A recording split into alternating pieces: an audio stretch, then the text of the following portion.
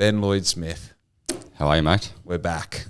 Things have changed since our first chat. Dude, this is so you came on with Dan. It's funny, dude. Every Daniel in my life is Daniel now because of you. But yeah, you boys came on when you were just starting Zephyr. Yeah, I think so. Yep, good point. Different. 3 years ago. Yeah, 3 years ago, which sort of speaks volumes about the podcast, you know. Onwards and upwards, mate. Dude, it's unreal. And obviously we recorded this when I was living in Kerry Park. Zephyr was just sort of, had Zephyr started or was going to start at that point? I'm useless with dates. I think it was just starting, like unofficial. Like we'd done the merch and everything was ready to roll. Yeah. But I think we pulled the trigger late November. Well, yeah, might have started, yeah. I can't remember when we did the dates. We did the first potty, but yeah, 3 years in November it was. So wow. Yeah. So that's 3 years in November that Zephyr has been operational? Yeah, that's right, yeah. Right. And for the unaware listener, Zephyr is?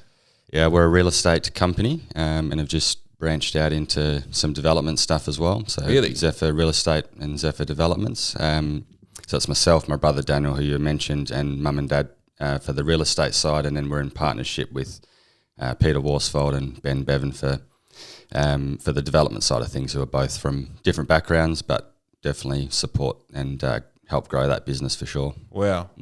So developments, one of the things with real estate is I feel like if you're in real estate for 15 years and you're not fucking killing it, something's wrong. Yeah. Because you are transacting, for most people, the largest purchase that the majority of people, the largest transaction the majority of people are going to experience in their lives. Yeah, correct. And you work on a commission, right? Yep. So if you're doing that over and over and over and over again, and at the end of 15, 20 years, you've got nothing to show for it, what the fuck are you doing? Right? Yeah, it's a good point. Again, it's not...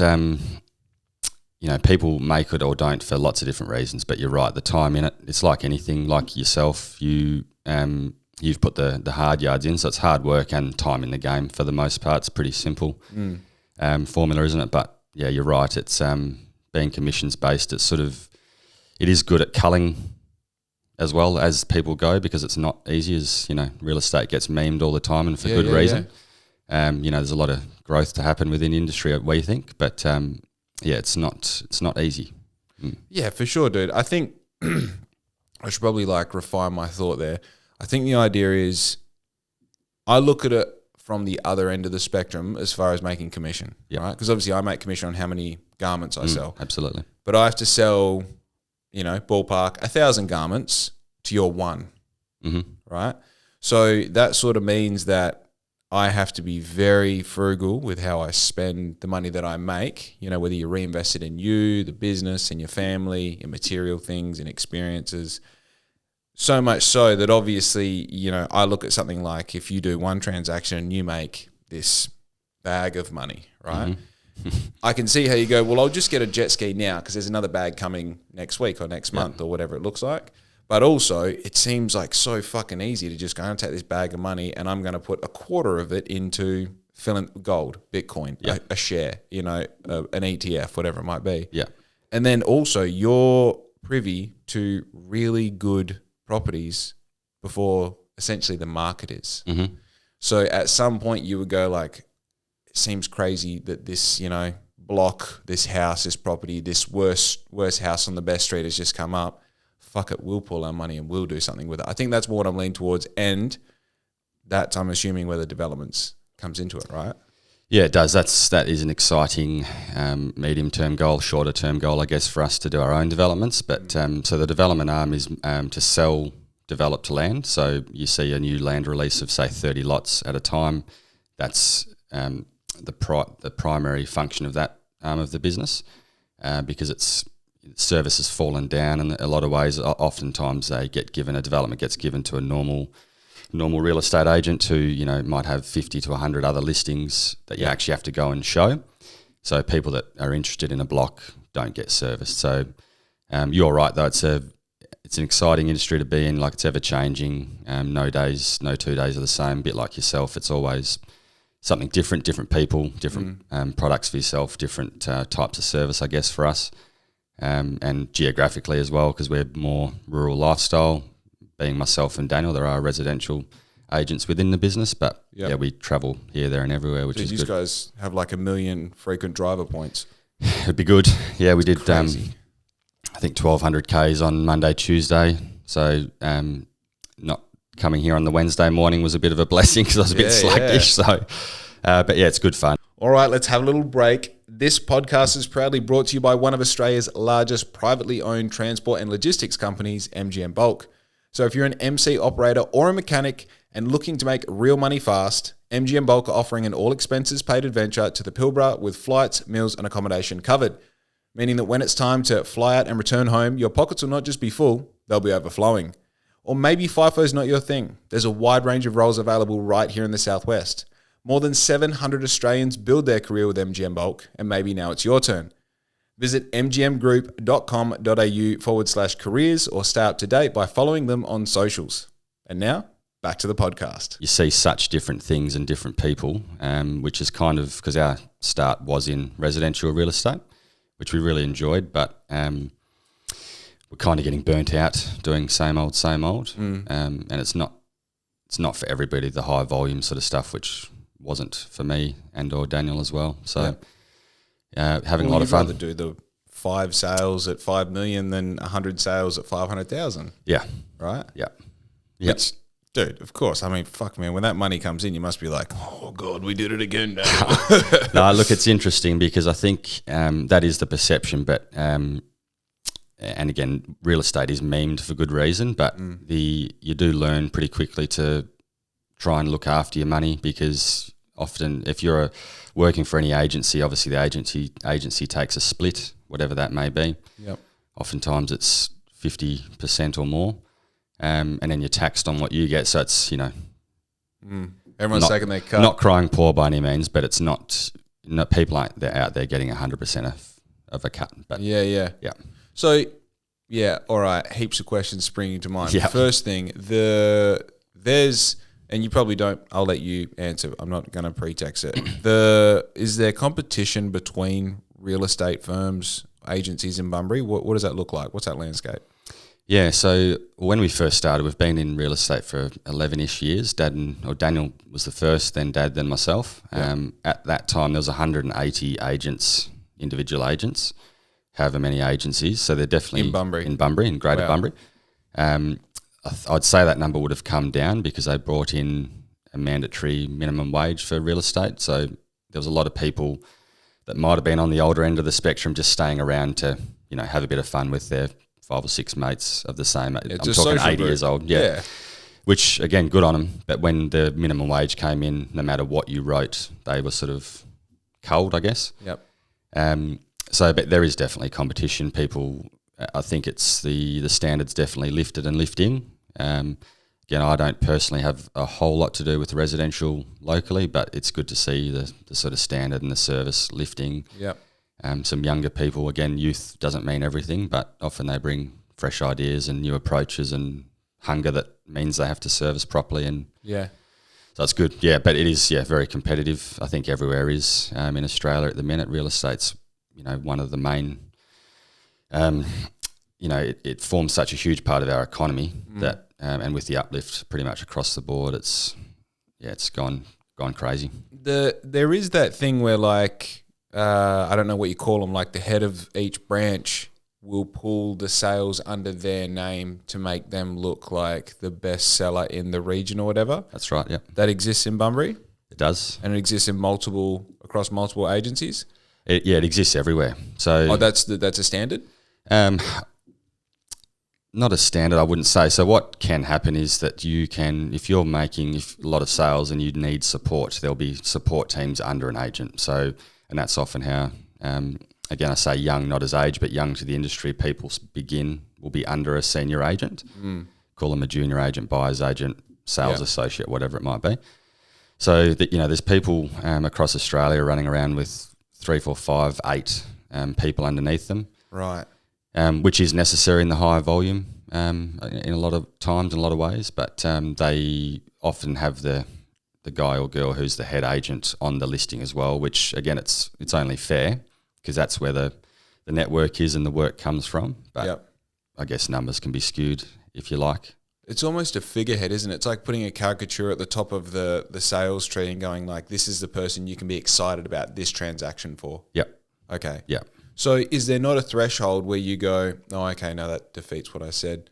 I'll ask it. Is there not a threshold where you go, I would rather do less volume of higher value transactions and be known as the guy who has the hot shit, rather than going, I want to do high volume and then need to employ all these other moving parts underneath me to justify the volume? Yeah, for sure. There would be. Again, everyone's different. Everyone has different skills. Some people are really good at, narrow focus. You've got 100, and they're often couples at minimum. So there's 200 people on your mind at all times. Yep. Which is not for me and us, but there's people that are really good at that and make a really good go of that. And then so if you're doing those numbers, you do need support. What's that CRM look like? Yeah.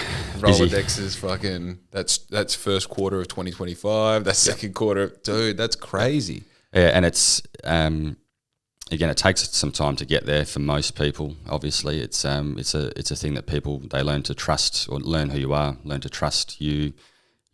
Again, people with any type of sales are immediately on the back foot a lot of the time, which is understandable. So it's just the years of breaking that down. Okay, Jake's calling me to give me information, not trying to sell my house out from under me, is what a lot of people think.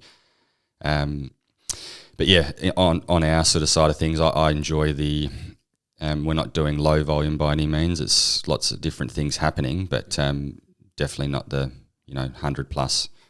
Interesting. So you spoke just before about the experience of the customer. Hey, Ben's not trying to call me to fuck me. He's trying to call me to give me some information. Maybe it's about, hey, you're on this street, this house and this house have just sold for that. Yep. Do you want to know what yours is worth? Are you talking about that conversation? Yeah, absolutely. A lot of people have friends, family looking for stuff. Again, it's interesting because you've been in here, a year and a half, something like that? No, 14 months. So people would be surprised at the growth in that period of time, and it's got, oh, well, maybe we do have a conversation with Riz and figure out if it's something we want to entertain or... Yeah. And the market goes through different cycles. When we started, it was horrific. So in terms of volume, there was nothing happening. WA, but Bunbury hadn't seen any uplift price-wise for a long time of any great degree. It was plateau. Yep. So it seems crazy to say now. Oh, yeah, exactly right. It's nuts. Yeah, like a quarter. So ballpark, like this is 720, 730, 12 months ago, and the house across the road is up for $1 million. Yep. And I wouldn't say it's that much nicer. Yeah, it's amazing. Like there's, we're here in South Bunbury. There's great pockets through Greater Bunbury everywhere, isn't there? It's one of those things that, compared to the rest of Australia, we're still probably really affordable when you compare things. But the jump has sat people back, us included, and gone, what is happening? Yeah. Stuff that might have, when we first begun, would have been 330, 360, 900, $1 million. So and the growth hadn't happened for a while, so uplift was needed. Yeah, but it's come in a rush. Dude, you and I, like when we were, how old are you? You're 34, 35? 36. 36. Yeah. So you're 3 years older than me. Well, I'm 33 in a week. But when we were looking at buying a house, we were young and thought, it's fucking way too expensive. Like, this probably would have been like 350, 400. Yeah. Which seems ludicrous now. Yeah. You know what I mean? Like I remember when the silos got built, and you were looking at the prices of that, and you're like, fuck, no one could be able to afford that. And I seen the top story just went up for sale the other day. Do you know what that's worth? Yes, it's mid ones, but it's ridiculous. I think high ones have been achieved at some points, and the other newer units across the bay there. But yeah, again, it was needed because no uplift had happened. It's just happened pretty much since COVID. Yeah. So yeah. So is there a little bit of reflection there now, where post COVID, where you're just like, how do we time that so well? You know what I mean? Like, you got to admit, like, you came in at the right time as a family, and obviously, like, you're still doing it, which means that you didn't crash and burn. Mm-hmm. Are you on the other side sort of going, like, the payoff is real? You know what I mean? Like, fucking good on us. Yes. So Daniel and I were talking about this on the drive home, that we still don't, relish is the wrong word, but we don't celebrate our successes personally all that often. We love seeing, people within the team kick goals and things like that, but for whatever reason, it's just not been a strength to go, okay, great job. You know, we're still alive after 2 years, 3 years. We've done this, we've done that. So that's a goal from here on in to make sure we do that. You're right. There's definitely luck involved. But the other side of that, it requires action. So we're laughing about this because did you ever read The Secret? Yeah. When that came out. So that's all us boys read at the same time because of Amway. That's right. Yeah, 16 years old. That's right. Thanks, Mum. Yeah. So for those that haven't read it, it's, you know, the power of positive thinking is a very short way of summing that up, I guess. But what that book probably missed out is it requires action. So you've got Porsches in front of you, and seeing those every day is definitely a huge part of it. But then you have to put things in place to work towards those goals. So where was I going with that? But the luck was there, but we had to obviously make the move because it's not an easy thing to do. Whatever the business is, you know what it's like. It's if it was easy, everyone would do it. But I think more people could do it by the same token as well. I think, you know, why not give it a crack? Because we live in a lucky country. What's the worst thing that can happen? Oh my God. You go bankrupt, a couple of years later, you're back up and, you know. Yeah. And also, what's bankrupt when you live in Australia? That's right. Yeah. You know, like let's say some bizarre shit. I believe that if you took it all away from me now, all the support systems, all the access to opportunity and finance and abundance and opulence and that, and I had to restart from nothing, from the street, I think I could do it all quicker. Yeah. You know, it's like the resources are so fucking abundant here, dude. Like there are so many people like you or I where if a person approaches you with shitty hair, smelling horrible and all the rest, say, I will do anything to prove to you that I can do whatever job you need done to make whatever you think it's worth in return. And if it starts with me just showing up every day and getting a haircut today and fucking washing my clothes tomorrow and getting shoes the day after, like, you know that there are people out there that will give you opportunities. Yeah. You know, because there is so much fucking money around us, you know? Yeah. Yeah. And again, we're pretty lucky with the environment, with the people. You know, I still think things could be done a lot better, but when you look around with the rest of the world, we're still right up there. So. Oh, dude, going to Lebanon this year was like... Yeah, how was that? Dude, it was crazy. It's crazy. It's like GTA. Yeah. You know, like everything is possible at any hour of the day. Yeah. It's an entire... So it's... You got a culture that live moment to moment. Yep. Because they just don't know, you know, have we got a like that? It was 3 weeks before I went to Lebanon that there were those videos in social media of people partying and missiles going over them. Yeah. You know? Yeah. And it's like, why do you go to Lebanon 3 weeks after that? Because fucking now I got the story, dude, you know? Yeah. But the people live for the moment. It's like nothing is guaranteed. And because of that, everyone is like, I'm not going to say everyone, but it's one of those environments where like the service is just different. Like people really fucking care about you, you know? Yep. And you've got this massive divide between like super rich and poverty. There's no real middle class there. So I don't know. It's just like this. We stayed in a beautiful high-rise Airbnb. Like they're called the Demco Towers. And like you would say to people, oh, what are you saying? I'm staying at Demco. They're like, oh, nice, you know? Yeah. Dude, Demco isn't half as nice as my house. It runs on a generator. Yeah, right. The power goes out half a dozen times a day. Yeah.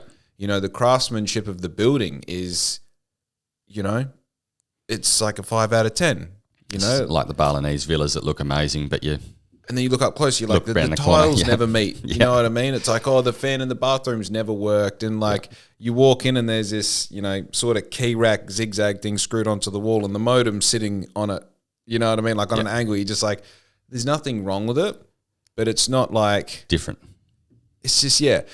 And you know, you've always got that suspense of like, you know, you're just waiting to hear like a... you know, it's crazy because you're like, I'm in the fucking middle of the heat. Yeah, yeah. You know? And then you come back, you get off the plane, and you walk through the Sky Tunnel, and you pick up your bag, and you walk out of Perth Airport, and you're like, oh... yeah. Oh my God. Yep. You know, and you go into the servo and you pay fucking $8 for a bottle of water and you're like, thank you, you know? Because what we have here is just like, dude, that water is definitely clean. Yeah. And this service station, if I need to go and like use a toilet or if I need help or if I need medical assistance or if I need this, everything is accessible at every moment and you know everything is safe and there's just that pure, you know? It's like for everything that Lebanon can't do as far as resources, they can do because of service. Yeah. You know? Make up for it in that way, yeah. Yeah, yeah. And like, dude, I've been very transparent about it. I couldn't afford to go whatsoever.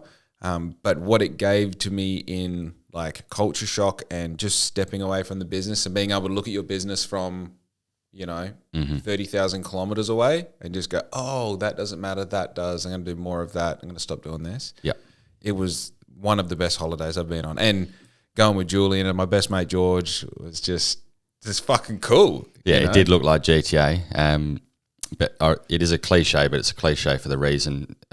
Like you talk about travel and traveling, it does broaden your horizons. It does make you appreciate what's back home, whether it's people, where you live, all that sort of stuff, the service, the ease of things, Dude, sitting on the couch having dinner with Louis and Riz, like that's worth, money can't buy it. Yeah. Money can't buy it. Yeah. Even if it was like, okay, you can have Riz, but let's say you can have Louis in Lebanon. No, I'd rather do it at home. Yeah. Yeah. But enough about that. I want to go back. We talked about people, so the way that people are experiencing you coming to them as a real estate agent. Mm-hmm. What are the lessons that you've had to learn to emotionally protect yourself as the real estate agent? Because you're the snake oil salesman, right? Yeah. That's what you've projected to me that's how it feels, the way people are seeing you. How do you emotionally protect yourself I'm assuming knowing that you're coming to the situation with integrity and with authenticity, but maybe not being treated like that? I think it's not something I have to think about anymore, but early days it's, you do go, that's how people think of us. And I say us loosely, but it's when you're new to the industry, you go, you're all excited, and then you go, people, not all people, but a decent segment of people dislike us / hate us. Yeah. And again, it is for good reason, because there are some, like any industry, there's there's people that do the wrong thing. But I guess just acting with integrity, acting as yourself and with honesty and whatever will get you through people's guard, because I think most humans are pretty good at picking up on vibes, whether it's conscious or subconscious. We've all felt the feeling in your stomach and you go, something's not quite right with this guy or girl. Yep. And vice versa, like, there's something about him or her that, really connect with. And I think because most of the training in real estate is about scripts and dialogues, they're called. So it's, okay, what do I say when I call someone, when I speak to someone in person? And it can become very rigid. Yeah. So just being yourself, being a normal human. And now that we're more into the rural farming side of things, farmers love to share their story. They're often, they only talk amongst themselves as a family. Yeah. And maybe there's a few workers on farm for some of the bigger broadacre stuff. So they love, and so do we, love sitting down for an hour, 2 hours, whatever it sort of takes to to break those walls down, because it's like you said, it's a huge thing, and some of these farms have doubled, tripled, quadrupled in value since the last few generations, but the last few years. Yeah. So you're dealing with people that often haven't grown the farm or the asset and are now dealing with this huge decision, like an emotional decision and a financial decision. Yep. Meaning, this is a huge move. If we sell granddad's farm or dad's farm or whatever it might be, that's the end. Like we're off farm. Yep. So again, just being honest and being yourself. And it sounds really cheesy. I hate even saying it, but it's the truth. Yep. When we have new people start with us, everyone wants to know, how do I fast track it? How do I break down? And that's number one, be yourself. Yep. Often my number two is don't be a wanker, because that actually sets you apart. No, it doesn't have to be real estate either. It's, if you're not a wanker, you'll generally get pretty far. That's the perfect fucking word for it, hey? Because even used car salesman, real estate agent, all sort of, marketplace warrior, they all sort of fit that same thing. If you're a wanker, you can smell it on them. Yep. I know one bloke is coming to mind so hard. I'm not going to mention which one of those industries he fits into. Yep. But just from the way he lifts his hand up to shake yours, you're like, oh, I hate you. Yeah. I don't, whatever it takes, I don't want you to have commission. I don't want you to think that I'm going to buy this. And it immediately they've branched into all three of those industries actually. Yeah. And it's I don't understand how you continuously think that you're good at sales and stay in sales and not have the runs on the board to be like, yeah, but look, I did this. You don't have that. That's right. And it's called commission breath, so people can smell your commission breath if all you're after is the money. Oh, okay. You know, all of us work for money, whatever it is. You don't go to work for free. Well, most people don't have the luxury of doing that. So, of course, money's involved, but hopefully you get some fulfillment or enjoyment out of your job. And if you're not at that moment in time, because we've all had jobs where we haven't, hopefully you're working towards something that will give you that fulfillment. Yeah. But you're right, you can, even just body language, you can pick up on people. And I'm sure I've given that to people, you know, because we don't have everyone love us or like us, do we? So, but for the most part, that's really how to get to people, is to get to people. So listen to what they're saying. Don't talk at them. That's another thing salespeople do, is want to tell them how good they are, how much they've done. Yeah. For me, that's never sat well on both sides of the fence. So I act how I like to be treated, basically. Yeah. Yeah, I used to have a mate he used to be a used car salesman. He then became a tattooist. But he told me this great, I don't know whether this is a real person, but like, I think it was a bloke that he used to work with in the used car industry. And he'd be the guy who'd be giving you an offer with the cigarette bitten in the corner of his mouth, with his tie over his shoulder, pissing into a pot plant, looking over his shoulder at you. Like, well, I'll give you $9,000 for that Mazda. Yeah. You're like, and it's such a, like, that's fully the fucking guy. Yep. You can see that guy in your head. You're like, yeah, he probably made the deal as well. Yeah, which is the sad thing, funny thing, whichever way you want to look at it. But all these industries are service industries at the end of the day, and I do think it is changing. Like the car that I last bought had a great experience. The ones before that weren't so good. Real estate, I'm sure people have good, bad, and indifferent experiences every day for all the reasons. But hopefully, 2025, there's so much information out there, probably too much. But our generation-ish, not to define it to any generation, but I feel like they're hungry to grow and be better in those aspects, I think. Dude, yeah. Because you have to be. Have to be. The same old doesn't get you by anymore. So yeah, it's interesting time of everyone's lives, I think, for all those reasons. I think there's like a, like you're saying before, like the commission breath guy.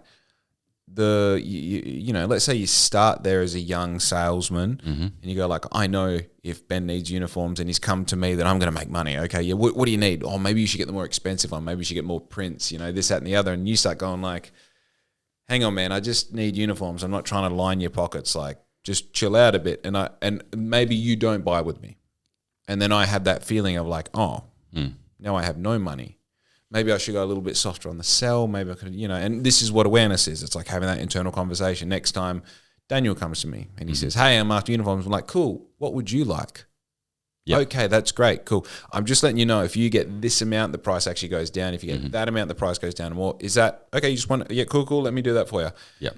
And then you keep refining until you get to a point where there's no scripts, no dialogue. Yep. Someone calls you like, yeah, that's great. Look, this, that, exactly what it's saying, what order. It is just you. You sort of have to be the wanker at the start to get to a point where you can chip away all the concrete to figure out the statue underneath it is the perfect version of you as a salesman. Yeah, there's definitely a balance, like holding firm, because you're an advisor, I'm an advisor, so that is your main role, is to solve people's problems, really. But to advise, because obviously people don't always know what they're looking for in a uniform, so you need to advise them on all the different options, clothing-wise, logo-wise, the pros and cons of all that sort of stuff. Yep. And you do plant seeds early on, you're right, but often people, if you do it well, people won't know that that's happened, is the point. Yep. So again, it's not being deceitful or anything like that, it's just setting some frameworks early days, because you would have had 1,000 conversations that you've pretty much got to handle. There's probably half a dozen different conversations you're going to have, and they're all going to end up at the same destination. So you can sort of tailor their experience like that. But not everyone is happy to hear those things, of course, because there's some harder personalities or people that want to tell you, and that's fine as well. There's always something to navigate. I think you brush on a really interesting thing there. I'm very systems based, like very, very systems based. In the past 6 months have been an accelerated time of figuring out the best possible process that a customer can go through.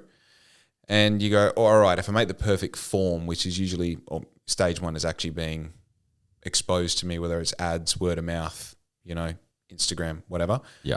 Then you land on some form of page, again, social media, most likely website. Yeah. Then you got the form, and then you've got me reaching out via phone or email, and then you've got a bit of negotiation, for lack of a better word, invoice, project, delivery, follow-up. And you go, all right, I have this perfect customer that is Ben, whatever Ben is, and I'm trying to create the perfect process for Ben. And then you get the next perfect customer who looks like fill in big company blank. And they act totally fucking differently to Ben. Yeah, that's right. They act so differently. And then you go, oh, okay, I need 2 pathways. Yeah. And then play that on. You need 15 pathways. Yeah. And also you need all 15 of those pathways to web into each other. Because if any of those land on the website, any of those 15 people land on the website, I need to make sure that they've got a path of least resistance for what they want. Yeah. And that includes the conversation we're having, the email exchange, even the form. Like I've now changed it into a layered form. So I'll collect your information every step of the way. But if you want to give me all 5 bits of information, then I'm like, okay, this motherfucker wants me to call straight away. Yeah. They're ready. Yeah. They're primed to fucking give me money now. That's I right. need to take their money. But if you give me just a little bit of information, I've learned, I'm going to let you cool off for 24 hours. I'm not going to call you. I'll email you back in 24 hours with some options. The email won't be too long because you fucking, you know what I mean? Yep. This is the most fascinating part of my business because you'll never get it perfect. You have to change it every 24 hours and you have to constantly be growing with it. But the more you get it right, the more the bottom line gets bigger, Yeah, makes your life and your workflow flow easier. Again, that's definitely not my strength, so it's something we're excited to grow into with systemising things better and improving at all times because, I'm probably more of a creative bent rather than analytical, whatever it might be, which is good for some things, terrible for structured business in a lot of ways. I'm definitely wasn't someone that diarised well or whatever early days, so that you're behind the 8 ball. Compared to those that are in this style of business where people want prompt response, you can't be disorganised and all that sort of stuff. But I like that point about the different warmth, I suppose, of the contact. So if they're mediocre, drop them an email because I know for me, if I get a phone call, it's like an invasion of privacy from That's what I'm talking about. So I'd much rather a soft touch like an email or a text. You feel you can get back to it whenever you like. And that's just the changing, since the mobiles come in, laptops come in, it's changed the world, hasn't it? So 100%. For good and bad, people have very short attention spans and you have to figure out how to get through that as well. Yep. But yeah, definitely good to hear you systemised because it is something that I don't think you can survive, but you won't thrive without that style of backing. Let me give you an analogy. Right, an example. So someone in my industry is closing doors in about 7 months. I was speaking to them and I was like, oh, perfect acquisition time, right? Yeah. So I was speaking to them. I said, hey, do you have a client list? They're like, what do you mean? I'm like, like name, phone number, email. Yeah. Like, no? So no, they just call me when they need something. I'm like, for sure, that's cool. So you wouldn't be able to generate, there's nothing in your bookkeeping, there's nothing because if you can come up with that list, I'll pay you for it. Yeah. Because that's people who... It's worth a heap. They use right? It's quantifiable. Yep. And they're like, oh, no, but how about this? When they call me up, I'll tell them to call you. Yeah. And I said, hey, the value of you being able to send an email to all of those people, of you and me, arm in arm, saying, hey, this is your new go-to guy. Here's all his contact information. And for the first order, you're going to get 15% off. I could pay you 10 grand for that because I need 2 of your jobs to justify it. That's right. Oh, interesting. Compared to, let's say you come to me, we're in the same industry and you're like, and maybe you're Blackwoods. You come to me and you say, hey, Jake, great operation. It seems to be online. You're fucking kicking all the goals. We're noticing that every time we see an ad of yours, we lose a customer. What's it worth to you? Well, I can give you project management with a CRM, which means that for every customer, I can give you all their contact information. I can tell you what they've ordered, when they ordered it, and here's a worksheet with all their artwork ready to go. Yep. I've got operating systems, I've got procedures, I've got expectations, I've got KPIs, all these things. Built it all myself, built the program myself. I can show you how to use it, and I can also sell you the entire thing. What's that worth? Because if hers is worth, let's say off the cuff, 10 grand, well, that makes my business, which is 3 years old, built by me and my fiance, worth how much?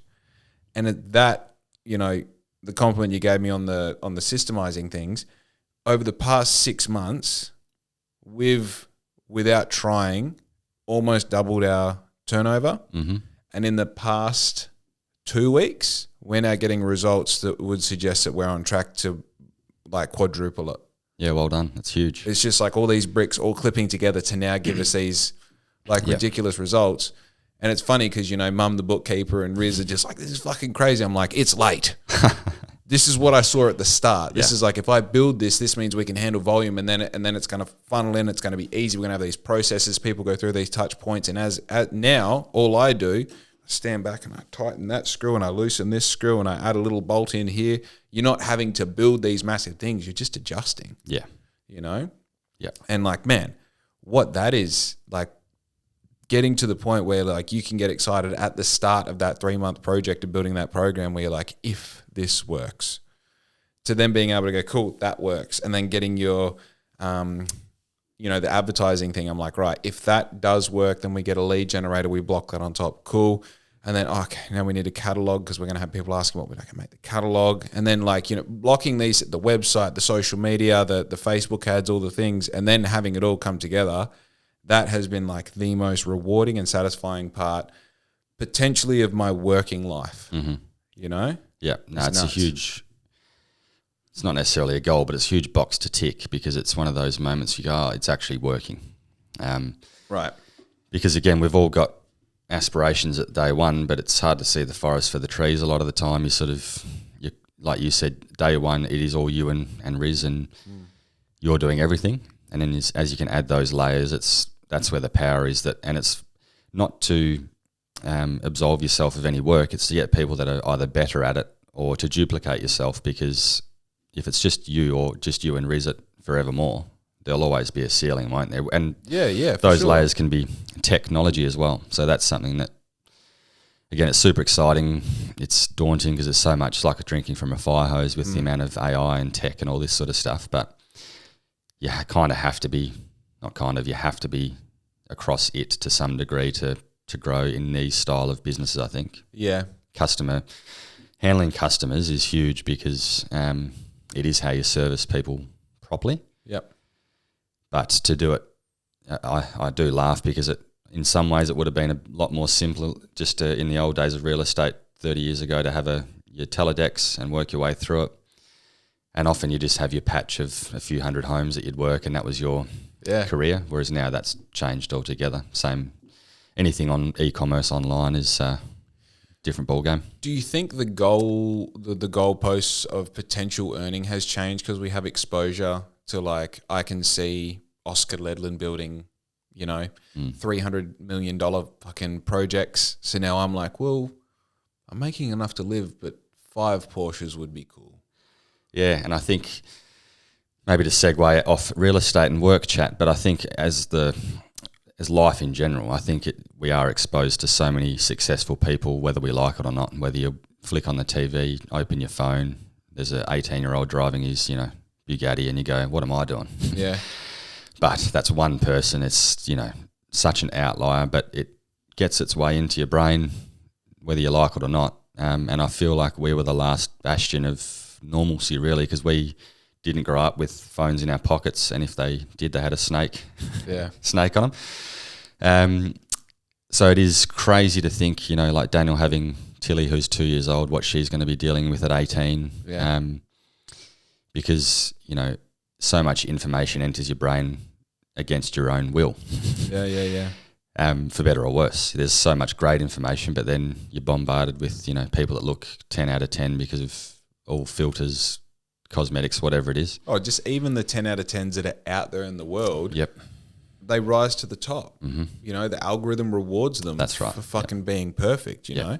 And then, not our fault, but we open up and we get on the algorithm and it's like, fuck, she's perfect. Yeah. I thought I was a 7. I'm actually a 4. Yeah. Yeah. Do you find personally, are you aware of the effect that social media has on you? Definitely. Like, I've definitely been someone who could be guilty of being chronically online earlier in life,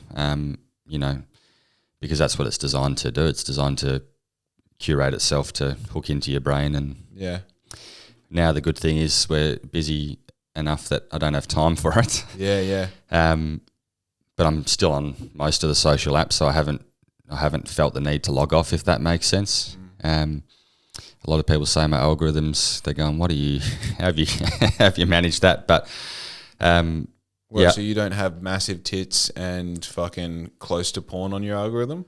Oh, every now and then, but it's more like, people being blown apart by drones and stuff. Really? That's, really uplifting stuff, Oh, I didn't. 6 o'clock when you wake up, that's what you want to be seeing. But dude, full disclosure, I don't have that on my, I'm happy to fucking show that I don't have that on my algorithm as well. But it's funny because like your algorithm knows you're like 30-something-year-old dude, like, what do you think of this? You're like, get the fuck, don't.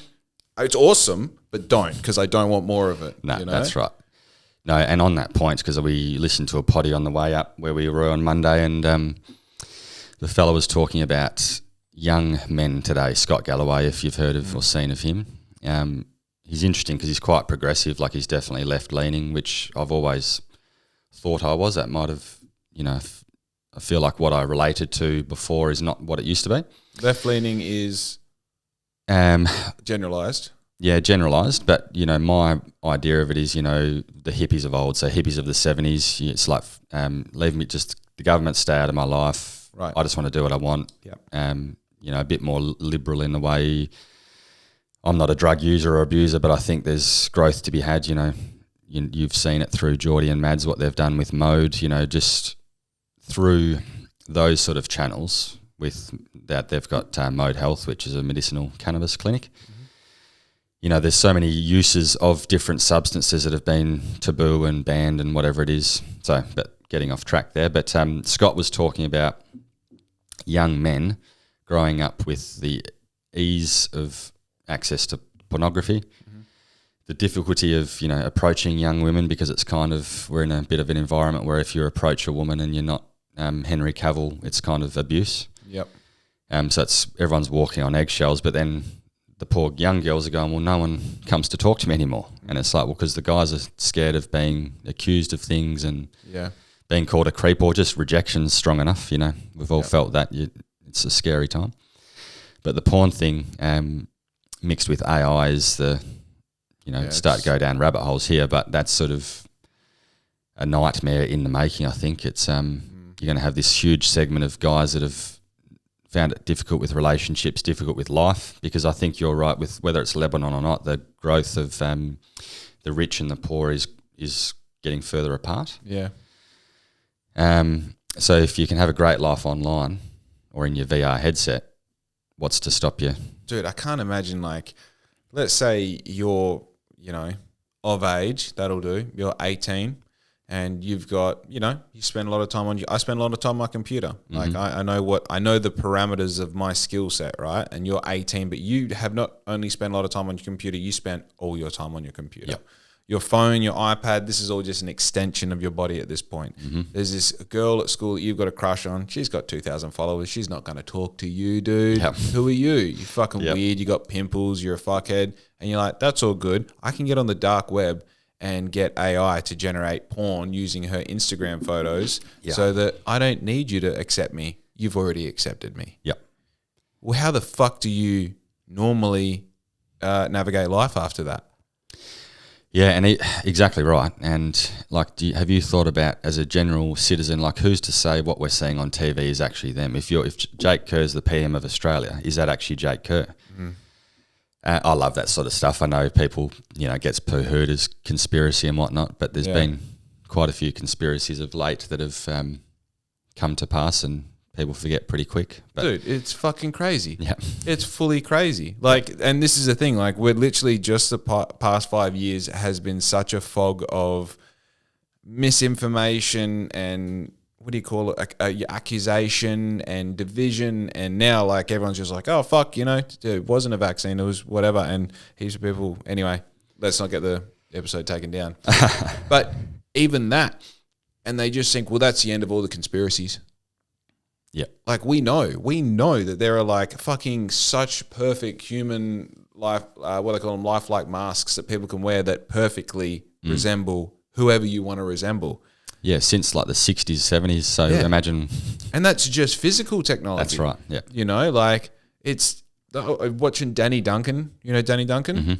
I was watching a Danny Duncan clip and he's like, oh, this is, one of his mates, Zan, if he was at the beach right now. And he falls over, and by the time he falls over, they AI Zan's face. It looks like Zan. Yeah. You're like, that's what's accessible to a YouTube creator, And it's like, the gaps of my business that I fill in with AI are pretty insignificant, but then I talk to other business owners and I'm like, oh, I use it for this, I use that for that. Fuck, I actually use AI for most of the boring stuff that I don't want to do, So then you start going, well, if you're the government and you had all the money and all the resources and all the access to the AIs that we don't know about, dude, why the fuck would we let the constituents know what's going on? Yeah. The only time they're going to know what's going on is when it's time to vote. Yeah. Right? And just to make sure that we get to keep control of the AIs. Yeah. Yeah.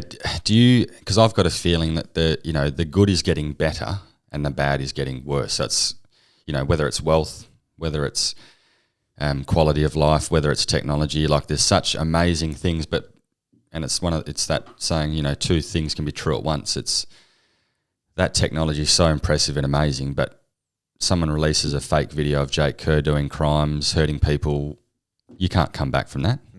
Because can't also confirm that 100% wasn't me That's either. Right. Wait, what was he doing? Might be a good target, yeah. Oh, all right. Yeah. So it's a super weird, and I'm sure every generation says the same. Like back in my day, we've all heard that, but it seems like a very weird and exciting but frightening time at the same time. Yeah. Yeah, there seems to be this race in my mind between like, the alien chip that's meant to be landing at the end of November, AI making me $10 million, getting my first naturally aspirated petrol-driven Porsche, not the fucking electric version. Yep. And, like the concept that we're going to have a child when we get pregnant, not saying we're pregnant, that would be big news. It would be. When we have a child, that child having a normal life. Mm-hmm. Like I'm very, very, very hopeful that this vague, faraway picture that I have of this future that has conflicting timelines, lands on all the positive aspects of it, Yeah, I think like it's a personal responsibility at the baseline, let alone when you have a child, to be educated to whatever degree. And I'm not saying go to uni or whatever. I'm saying educate yourself about the world and about your situation, and if you wanted to change it or whatever.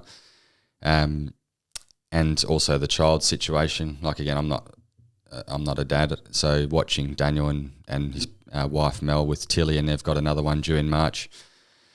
It's so cool because they are little sponges. We all know that, but it's such a responsibility to make sure you're doing right by them, because they don't know till they're 25, 35, let alone sort of 2 to 18.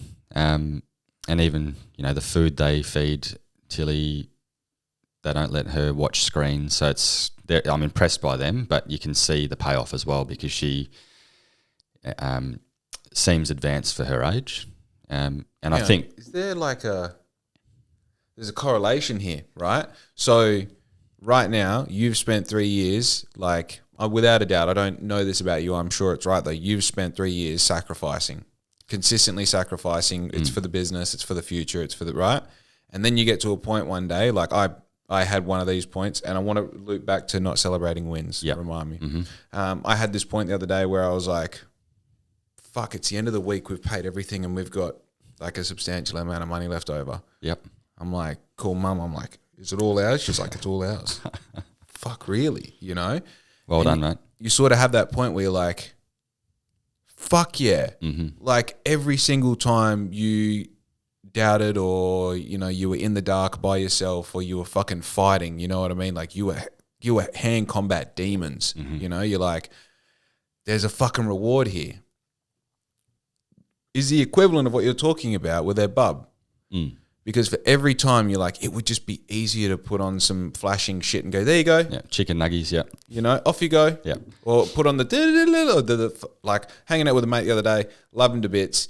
The only way that his kid could be contained while he was around us was to play whatever the fuck it was at full volume on the phone. Yeah. And as soon better as in restaurants and my God, dude, it's just like, fuck. I mean, and also, you know, if you're listening, brother, it's fucking a conversation. We don't have kids, so it's easy to say. Easy to say this, right?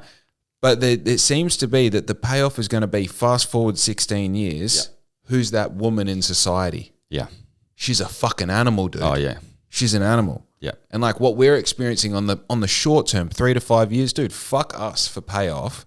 Talk to me in 16 years when that girl is taking over. Yeah. Because everyone's so fucking plugged in and she doesn't have a foundation of relying on colors to give her a positive feeling.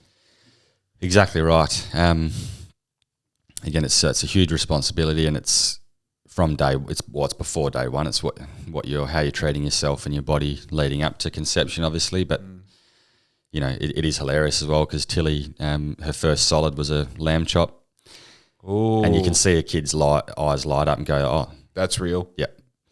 Wow, that's cool. That's red blood, mate. She'll eat 12 olives out of the jar. She's like this weird little, gourmet child. But yeah. But you go, well, there's no faking it because as a bub, you don't have any context and there's no reason to fake it. So it's a good indicator of what they need. So, you know, red meat, get them on it. Yeah. But it is interesting. You know, she's hip and shouldering other kids and she's a girl. She's like hip and shouldering boys at play gym and stuff. And you go, to a point, you don't want them becoming aggro or whatever, but she's holding her own. She'll climb the slides and all that sort of stuff. So there's that. But then she's, you know, happy just to being in herself as well because she doesn't have the context of a TV or a phone. And because when they grow into adults, like you're saying, people that need stimuli, I think that's one of the big issues that we face now, isn't it? Like everyone's got something wrong with them seemingly, and I'm not absolving myself of that either. It's just our environment's so bombarding with all sorts of stuff. It's easy to to sort of lose the forest for the trees. How do you relax? I've become much better. Like as a kid, I was pretty high strung, and I don't know why, but I guess I do because, you know, like you said, reading things at 16 that others weren't and whatnot, being exposed to different ways of thinking, I guess, was subconsciously changing me. You know, I've suffered from anxiety and depression and stuff as well, so I've, you know, been through that sort of stuff. But to relax, it's pretty simple, like you said. It's going to sound boring, but, you know, just watching something with Zoe, watching a movie with Zoe after, you know, a long week. We're lucky enough to live near the beach. We'll jump out and go for a walk along the beach at sunset. Yeah. You know, and I'm pretty happy just being to myself as well. I'm not, you know, some people need to be in a social environment to relax, which it's just different. It's not good, bad. It's just different. So I guess, but that means there's less factors that I need to relax. I can relax on my own. Yeah. With a book, with music, whatever it might be. I think having an answer to that question is a massive sign of awareness that shows that you've got to a point where you're like, I need a tool that can fill in, I need a tool activity, I need something to fill in this gap that I can look forward to or I can use as a method of getting away from the world or the job or whatever it is.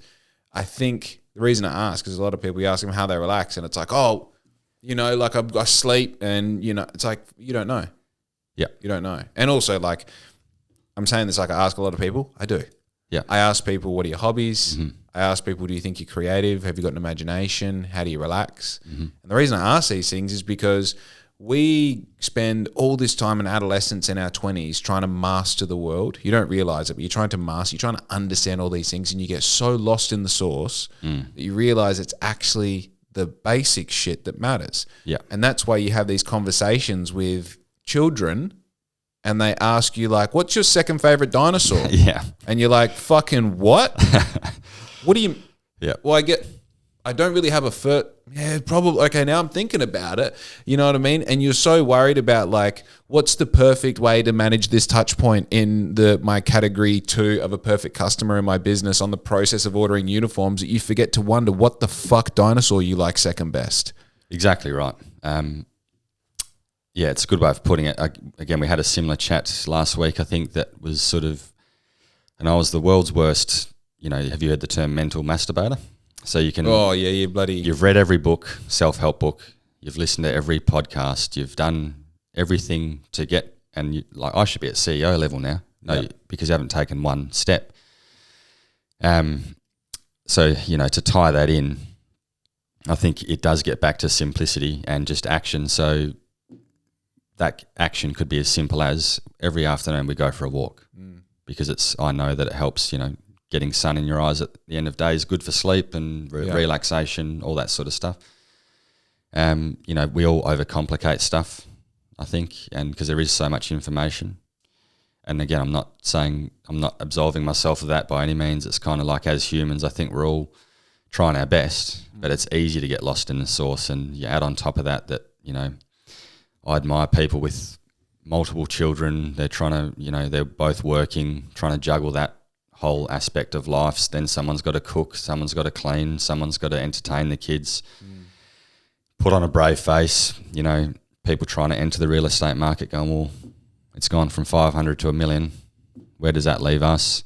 Yeah. There's so many things going on that, I understand why people have tough times. You and I have had tough times, hopefully onwards and upwards from here, but it's like, it is bloody tough. So I think just carving out to get back to relaxation, I think if you are sort of lost in the source and feeling overwhelmed, just put something in place. And and exercise it. Yeah. Like that's such a big thing. Like I've touched on it, probably thousands of times now, but like the skill of learning is an exercise. Yep. And you can learn, and they go, I've learned all this shit, and then have a break of learning for 6 months and start back on square zero. When you're like, oh, I need to learn how to do this. You're like, I forgot how to be bad at something the first time I try it. Well, if you had read, 24 books, listened to hundreds of hours of potties before starting Black Ink, the clothing version, day one, you're going to go, hang on, this wasn't in the book. Yeah. And it's the same. You listen to people that have had kids. Again, reading stuff's great, but there's no substitute for the real stuff and just getting into it. You learn as you go. I think there's like you probably experienced something similar to this. I've done this podcast for a few reasons. I like to give something to my children.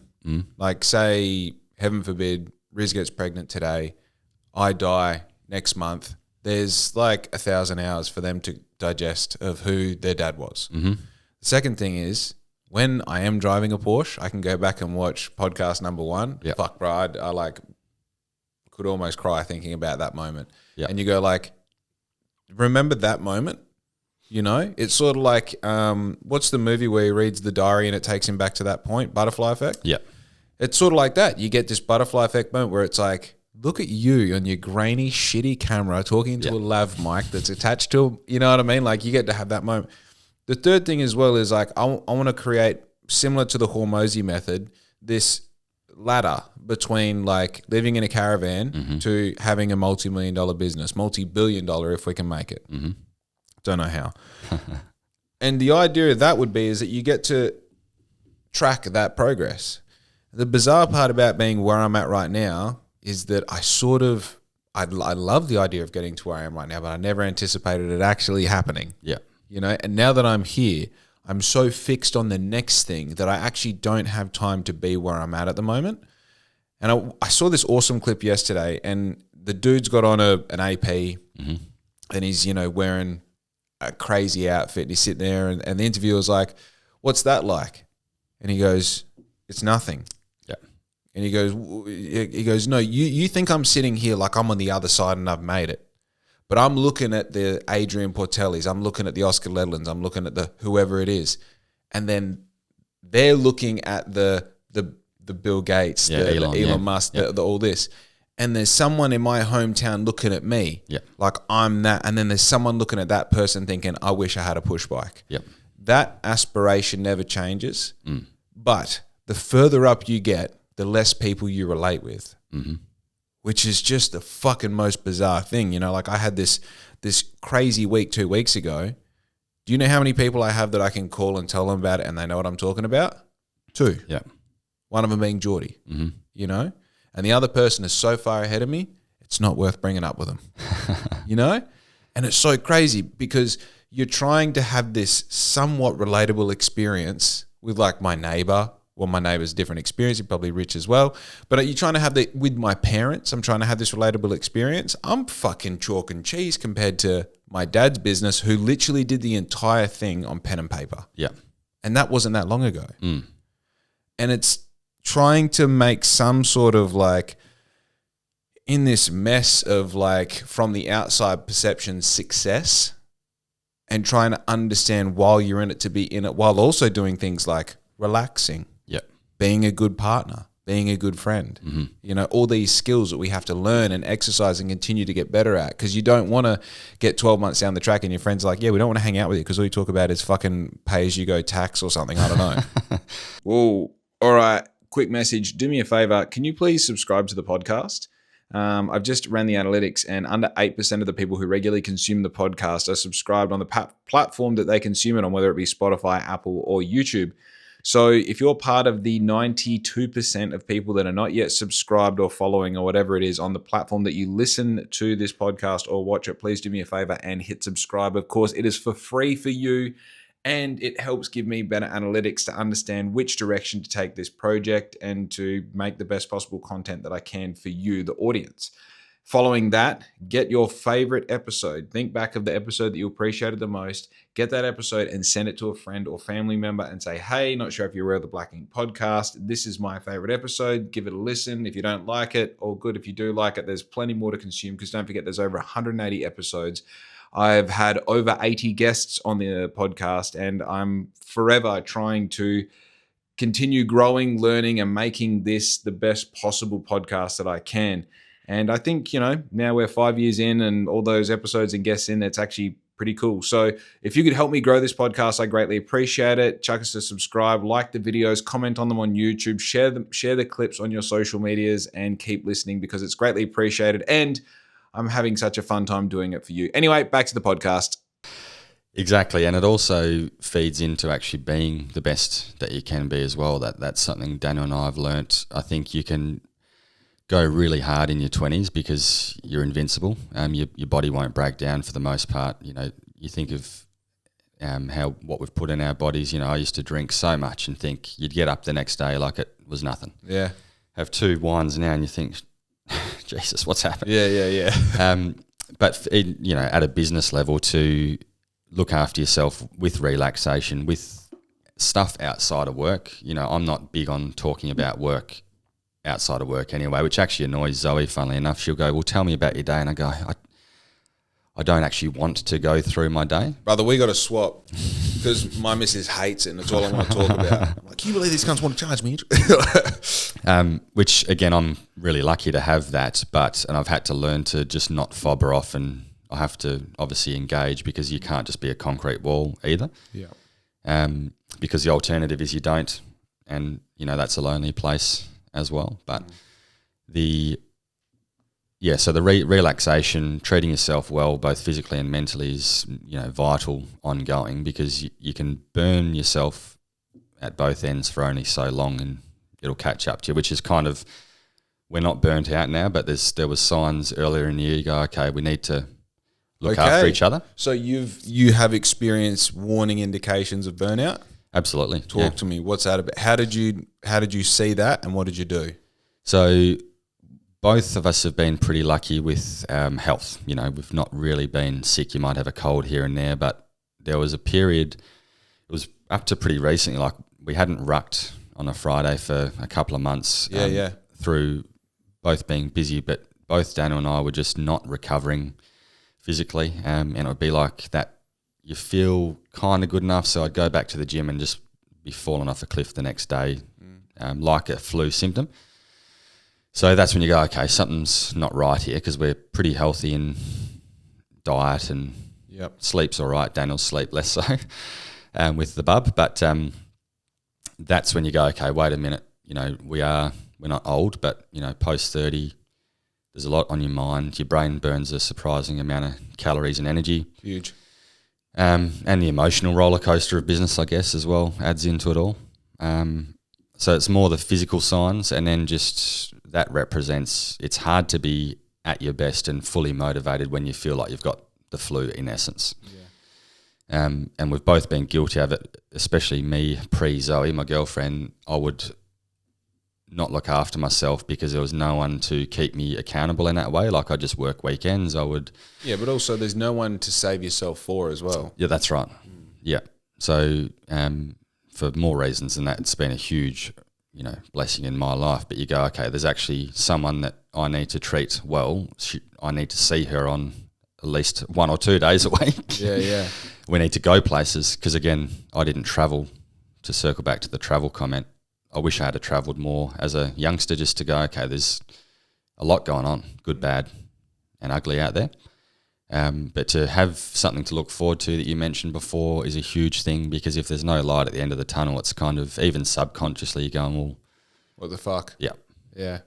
And yeah, so for Daniel, who's always been someone that pushes himself with cycling, with whatever he's doing, he was semi-professional, I guess. He was travelling a bit, but not on a team cycling-wise. But then even with his running, he'll run through illness, and you go, mate, it takes us to go, hang on. That doesn't work. Doesn't work anymore. No. I've had my first experience with successfully dealing with an injury recently. Tell me about it. Did a 16K run, fucking killed it. Training for the marathon, the Three Waters Marathon. Mm-hmm. So I'm on a ChatGPT generated training schedule, which I check in with every day, by the way. I've got the same conversation going. Did a 16K, all good. Did that at about 9 o'clock in the morning. About lunchtime, 1 o'clock, I'm like, oh, knee's a bit on the knee that I've had meniscus removal. I was like, that's a bit not good. Next day, no good at all. So I'm like, straight onto ChatGPT, hey, this is what's going on. And it gave me a bunch of exercises and said, tell me if any of these hurt. Yeah. None of them hurt. They're like, it's muscular, all good. So I'm like, sweet, 3 days off. Went for another run in the rain, did sub 6K, just fucking stupid first run back in the rain, in the morning. Everything was wrong. And of course, it immediately started hurting. I'm like, cool. Said to ChatGPT, it's like, all right, now we're taking 14 days off. Go to the physio, report back to me. Did that, reported everything that the physio said back to the thing. It said, sweet, you have 2 weeks off. I had 2 weeks off. I had another week after the knee started feeling good off. Yeah. And then when I came back, I did everything slowly. Mm-hmm. And then doing everything slowly, I'm now at a point now where I'm like, just let me go. Yeah. Right? But talk about, like, I've never in my life, I've had a lot of injuries in sport. You know my sporting background. I've done vocationally done cycling, running, fucking everything in my 20s and 30s. This is the first time that I'm back, and I'm like, energy to burn. Knee is better than before I left, and everything is just fucking primed. Yeah. You're like, this is what recovery is meant to be. Yeah, funny that. Yeah, when you actually look after yourself. Dude, it's crazy because I used to do the same shit. You get an injury, you're like, yeah, but I can still run. It's like, it's not the point, cunt. Yes. Like, we're talking about being able to run properly in 3 weeks compared to not running properly for the next 6 months. Yeah. You know? Yeah. It's definitely, it is a disease, and it's a fine line, because that's how you get places, both, whether it's physical endeavors, business endeavors, even, different relationships. You push things that you make sacrifices, you do things that you wouldn't normally do, but it can be too much in all those areas. You can just reach a point where and often as guys, we don't want to hear that, not to stereotype, but it's like, oh, hang on, it's just running. Yeah. Yeah, please don't be gay right now. Just fucking finish the run, Yeah. Dude, I get it here. If I'm behind the computer, I know that feeling in my head, because I know I've hit the point when customer questions annoy me. Yep. They can be like a perfectly phrased, hey, just wondering. I'm like, fuck you, dude. It's like, oh, stop what you're doing, go to bed. That's right. Because there is nothing that you're going to do that's productive. Yeah. Even if you're sending a big invoice, doesn't matter. Mm-hmm. Go to bed, go sleep for an hour, come back. Yeah. And if it's 3 o'clock in the afternoon and it means that you're going to, sleep till 4, say, and then get up and get nothing done between 4 and 5, it's fine. It's fine. The world will not end. Exactly right. No, that's maturity that you're describing there, because it is so easy to knee-jerk send off that angry email, write them off altogether. Lose a customer. Be happy about it. Fuck them. Yeah. They didn't deserve me. Yeah. They're probably not even thinking about it. No. You know, context and tone so easily lost. Dude, most of the time I read it after I've had the sleep, I'm like, they're being polite. You know, I'm the dickhead. Yeah. I needed to have a sandwich. Yeah. My blood sugar that we had, that's a joke. Like, blood sugar's no bullshit. That is a thing. You know, don't act when you're hungry. Yep. Not just business, with your girls as well. Yeah. Yeah. So the indicator was not recovering. Indicator of burnout was not recovering. Yep. Are you seeing this in each other or in yourself or both? Both, yeah.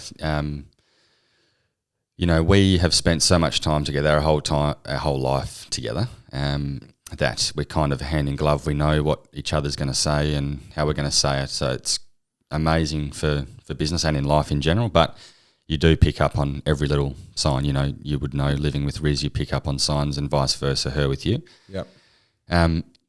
But it was, it's pretty obvious. You know, all the red lights are flashing when you're just not. It's taking months to recover. Yeah.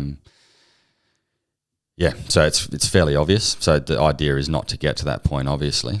Yeah. Well, what are you doing to combat that? Have you taken extended periods to sort of catch back up?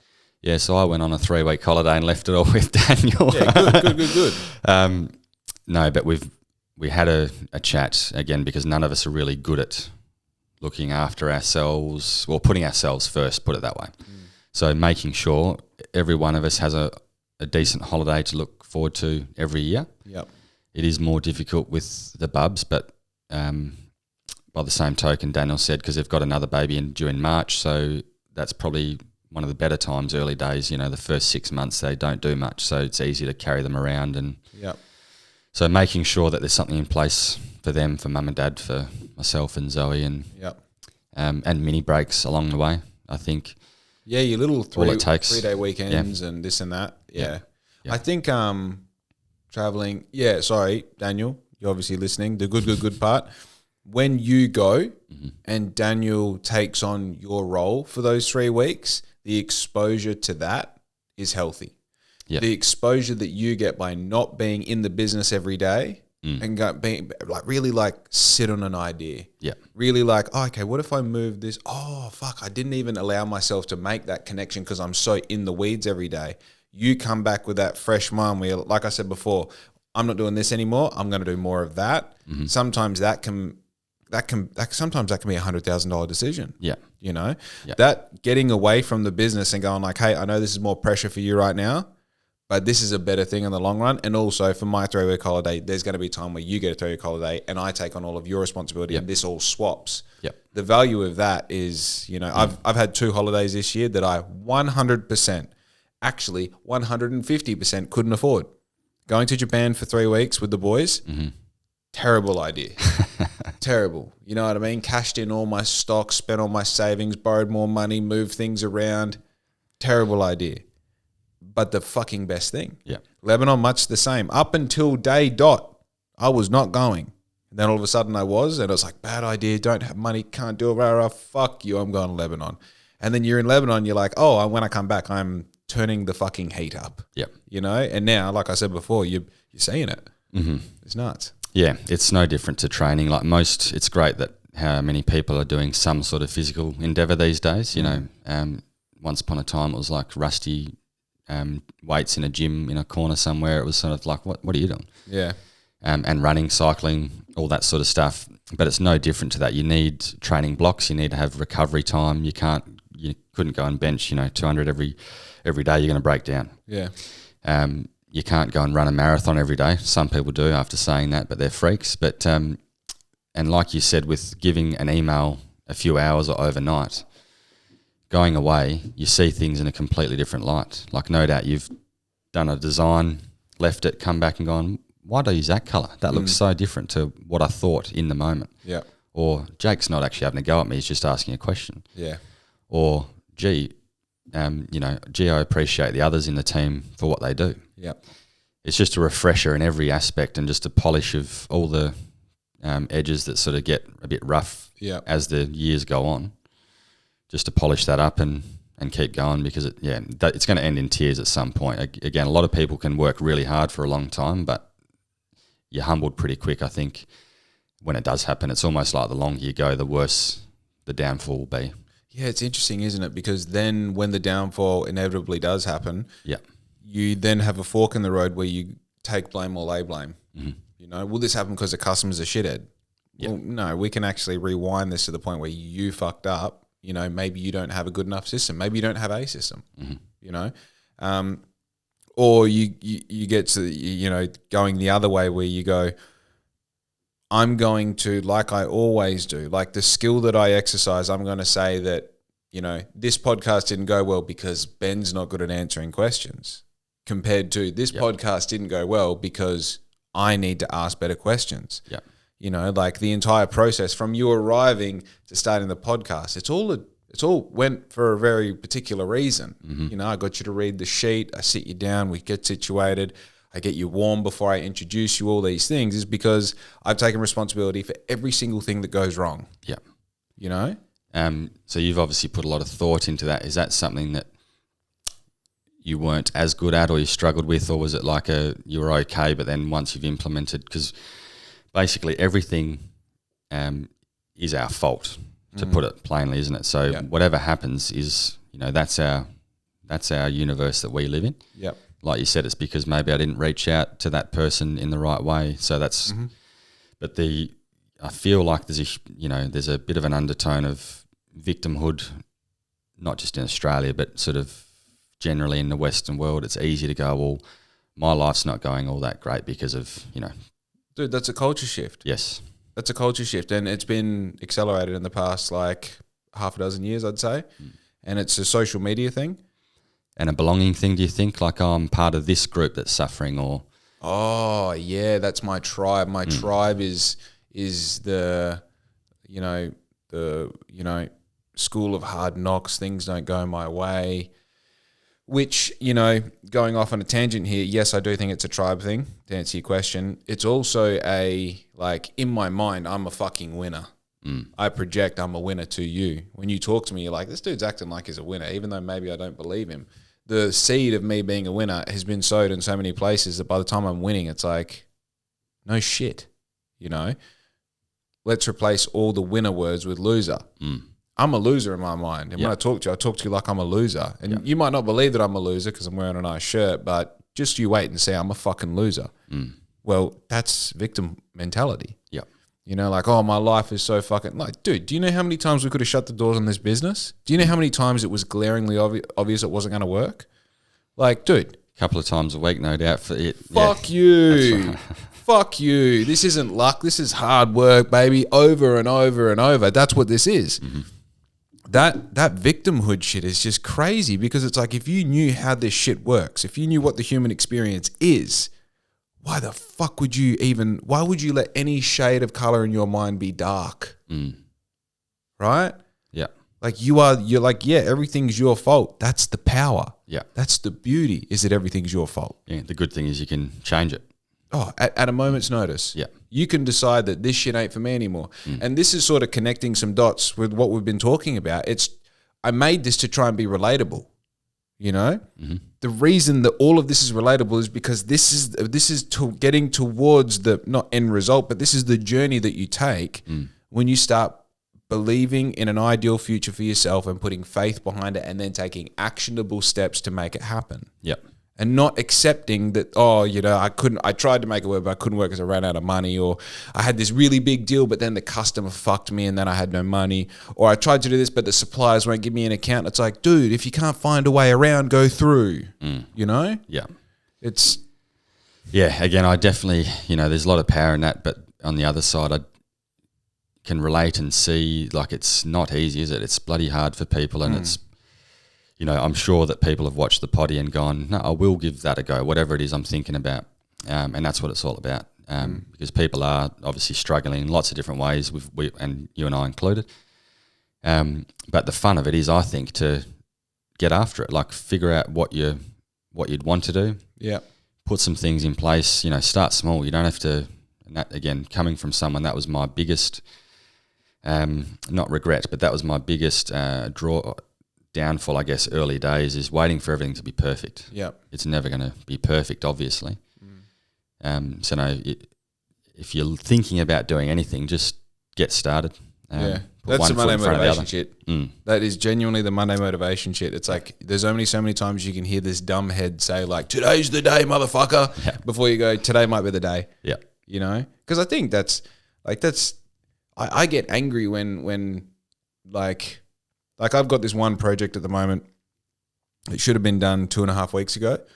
And I do like 15 seconds of work on it every day. And I'm like, oh, I'll just send this email. I'll just do this. I'll just do, always something else. And now I'm like, bro, you waiting for the moons to align? Yeah. What are you doing? Stop fucking around. Yeah. And also, my fault. Yeah. My fault. Yeah. Could have had more money in the account. My fault. Yeah. My fault. It's such a, yeah.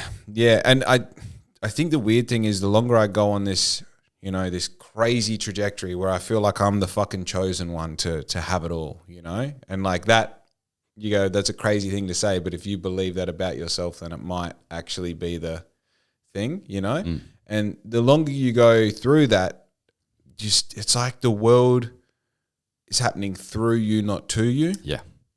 You have this thing where you're like, okay, maybe this is a form of simulation. Yes. And maybe the projection of what is happening at me is coming from me. Have you read or heard any of Carl Jung, the philosopher? No, but you and I have had this conversation before. Yeah, he talks, the word he uses is synchronicity. So I think we've all had moments where it's like we've thought about something, maybe even someone, some event, something happening, or a situation or our environment for a while. And then you go, that's just happened. Yeah. Right. So, or something that you weren't thinking about but is in supplement to what you were thinking about. You go, wait a minute. I was walking in a direction which is the other points that you need action, but then these things start to happen for you, like you said.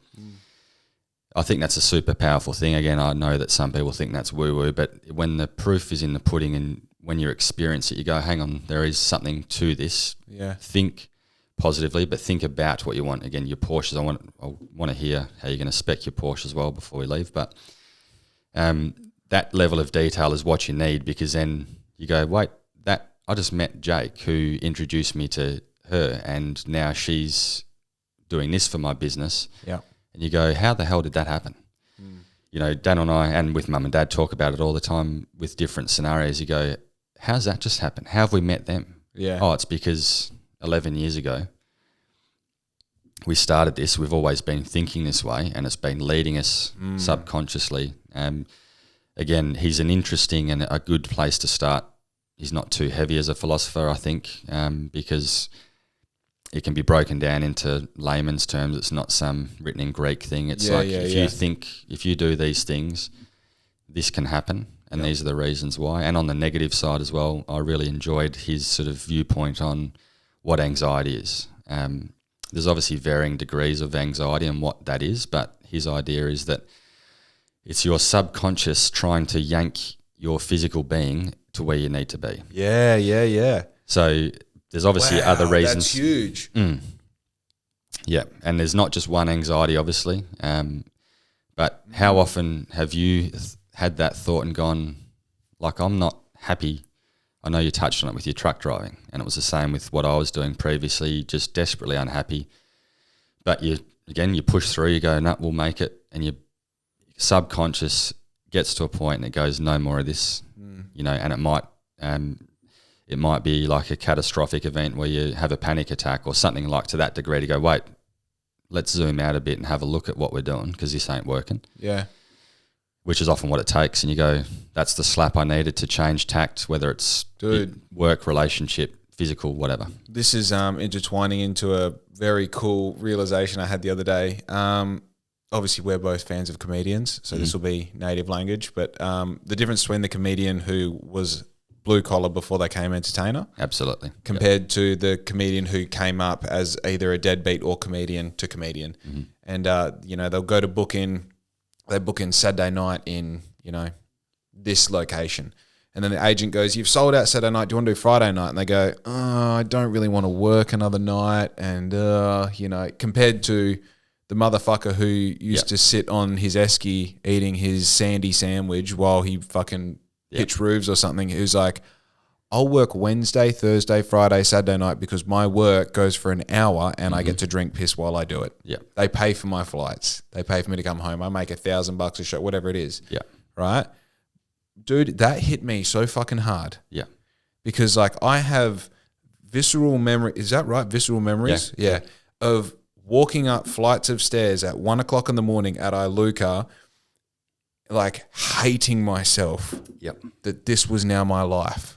That's what I am. And I was looking at blokes that were in their late 50s, look like they're 120 years old because I've done shift work their entire life at this job. And I was seeing me in the future. And I hated that. Great blokes, don't get me wrong. That's right, yeah. But they were fucking trapped, dude. They were trapped by this idea that that's what life is meant to be.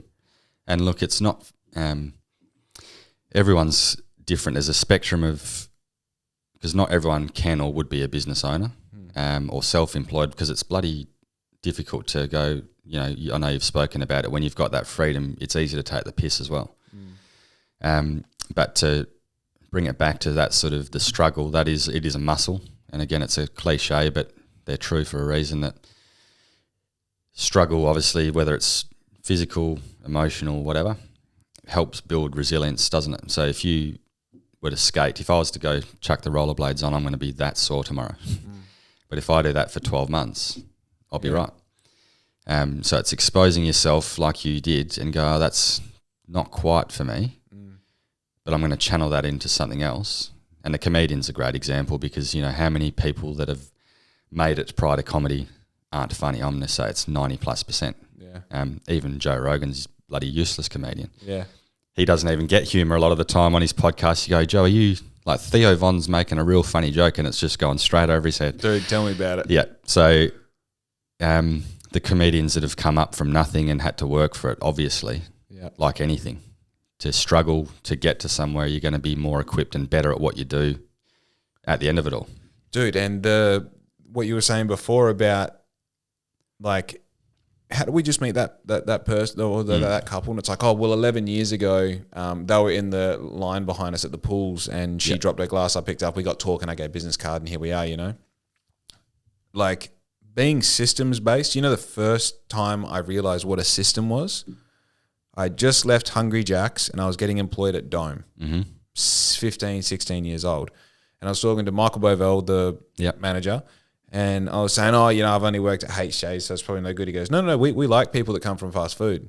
So why is that? He goes, because they're systems trained. Yeah, exactly. They follow step 1, step 2, step 3, step 4. And I was like, so you have systems here? He's like, yeah, that's why we're so good. Yeah. That's why every time you get a coffee, it's the same way. The cup is oriented on the sauce the same way. The spoon sits on the same side. The coffees all look the same. The food all looks the same. Look at all the tables. See how they're all the same? See how everything is a system. And I'm just, as a 15-year-old, like, boof, mind blown. Like, oh my God, there's a reason why things work. Yeah. People aren't just out there winging it. Yeah. Dude, and then you realize that it wasn't a computer or a fucking infinite awareness or something that made these systems. A human said, if we're going to make this uniform and the same every time, we need a standard, we need a system. Yeah. And then it clicked to me, I need to be the human who makes the system because I like that. Yeah. And fast forward to now, it's like, I've wanted to have a business that had enough information and enough data and enough runs on the board to justify creating a system or systems for it. And I only got there in June this year. And then as soon as I stood back and I was like, all right, there's enough shit going on. Let's do it. Right? Yeah. And it's like that, like I said before, like Mum and Riz going like, we just did a fucking $30,000 a week. And I'm like, yeah, and it's fucking should have happened 6 months ago. It's because that feeling started when Michael Bovell said, yeah, we love it when kids come from fast food, and then like without getting too deep into all of these little, personal stories, no one point of success or a moment where you've like had a win or something is because of one other particular moment. It's a correlation of so many little wins and failures tying themselves together in a unique way to give you that experience. Yeah. Which then just fully goes into the fucking projecting out, coming back at yourself. Absolutely. Yeah, it's so crazy. What does success look? Is there a finality to it? For me, I don't think there's a finality to success. Like there's not, when this happens, that's it. But is there some boxes to tick or some things that you're able to do that mean success for you? Like a point that Black Ink's doing what it needs to do. This is it. Yep. This is what it looks like. Yep. Dude, I'm the richest guy in Bunbury. Yep. I'm now at a point where I get paid to have these conversations. My missus is on the other side of this wall. I've got a business that makes money. Yep. You know what I mean? We could do this forever and have everything we want. The fact that I get to push past this and make even more is fucking bonkers. Yeah, absolutely. You know, we're looking at employing someone. Well, we are employing someone in January who's then going to do all of the repetitive stuff of my day for me. Creating an opportunity where I can significantly change her life with a better workplace and an incentive-based pay structure where it's like, yeah, you can make fucking real money in this. I like it, yeah. You know? Like, it's all a benefit. Yeah. But like, dude, I've got it. You know what I mean? The fact I can go and have coffee with someone like Geordie on a Tuesday morning and we can shoot the shit. And, you know, on Friday night, the fact that my mates have all just moved to South Bunbury makes my life awesome as well. Yeah. But, you know, go around to, you know, homeboy's place and jump in the pool and do the thing, you know, like, fuck, all I need now is like a baby or, you know, twins ideally so we get 2 for 1. I'm fucking there, dude. Yeah. You know? I mean, Jimmy Giacchi nailed it on the podcast. Wealth isn't commas and zeros. It's a state of mind. Yeah. You know? Yeah. And if you can realize that in the moment, dude, how many times do you hear people say like, fuck, I wish I could just go back to my 20s and 30s and like stop and pause. Like I'm fucking there, cuz. Yeah. I'm there and it's awesome. Yeah, so don't let it slip. Don't let it slip. Yeah. Exactly. It's something you can't really comprehend until you do. And as a kid, we're all like, gee, I want to grow up. And then you get there and think, shit, this is harder than I thought. So realising that so young, as you've done, because a lot of people either never realise it or go, shit, I've missed it. Yeah. Which would be a horrible realisation to have. Dude, you know what I realised, Adley? I would have been doing it last time we did the podcast for sure. I got given, oh, excuse me, I forgot to breathe. Kind of necessary. So I got given this thing called a productivity pack by Ryan Youngman. Ryan was one of my first serious mentors in this iteration of Black Ink. Yep. And he said, I've got this thing, it's called a productivity pack. And basically it just page a day or 2 pages a day. Essentially one is reflection, one is planning ahead. What are we trying to do and what have we done? And I turned that over time, piece by piece, as I learned how to create my own stuff on Illustrator and that. I sort of created my own, I called it Trade Secrets. And it was the same thing. It was on the left was the reflection. Yep. You know, what did I pray for today? What did I do today? What did I fail today? What did I win today? What am I proud of? What can I do better? What am I doing tomorrow? And then accountability as to what's my overdraft at? What's my savings at? What's my personal at? Yep. So every day you're writing this down. And then, of course, writing down all these things that, you know, I've got a podcast at 9 with Ben, so on. Now, I did that every single day up until about 5 months ago. And I've been feeling lost in the sauce. Yep. More and more and more and more. And I literally twigged on the other day. I'm like, holy fuck, I don't write down 3 things that I'm grateful for every day. Easy to let slip though, isn't it? But it's because you think I'm so busy, I'm making all this money, I don't need this. I don't need the fat chick that brought me to the dance. You do. And you need to dance with her. You need to. And I use that analogy because, like, you know, all girls are beautiful except the fat ones. Only because, you know, it's hard once the day's done, turn off all the computer, you got Riz like, hey, it's 5, you're meant to be doing it. And I'm like, oh, I just got to do 15 minutes worth of writing about bullshit that I'm grateful for. It's easy to not do that. Exactly, yeah.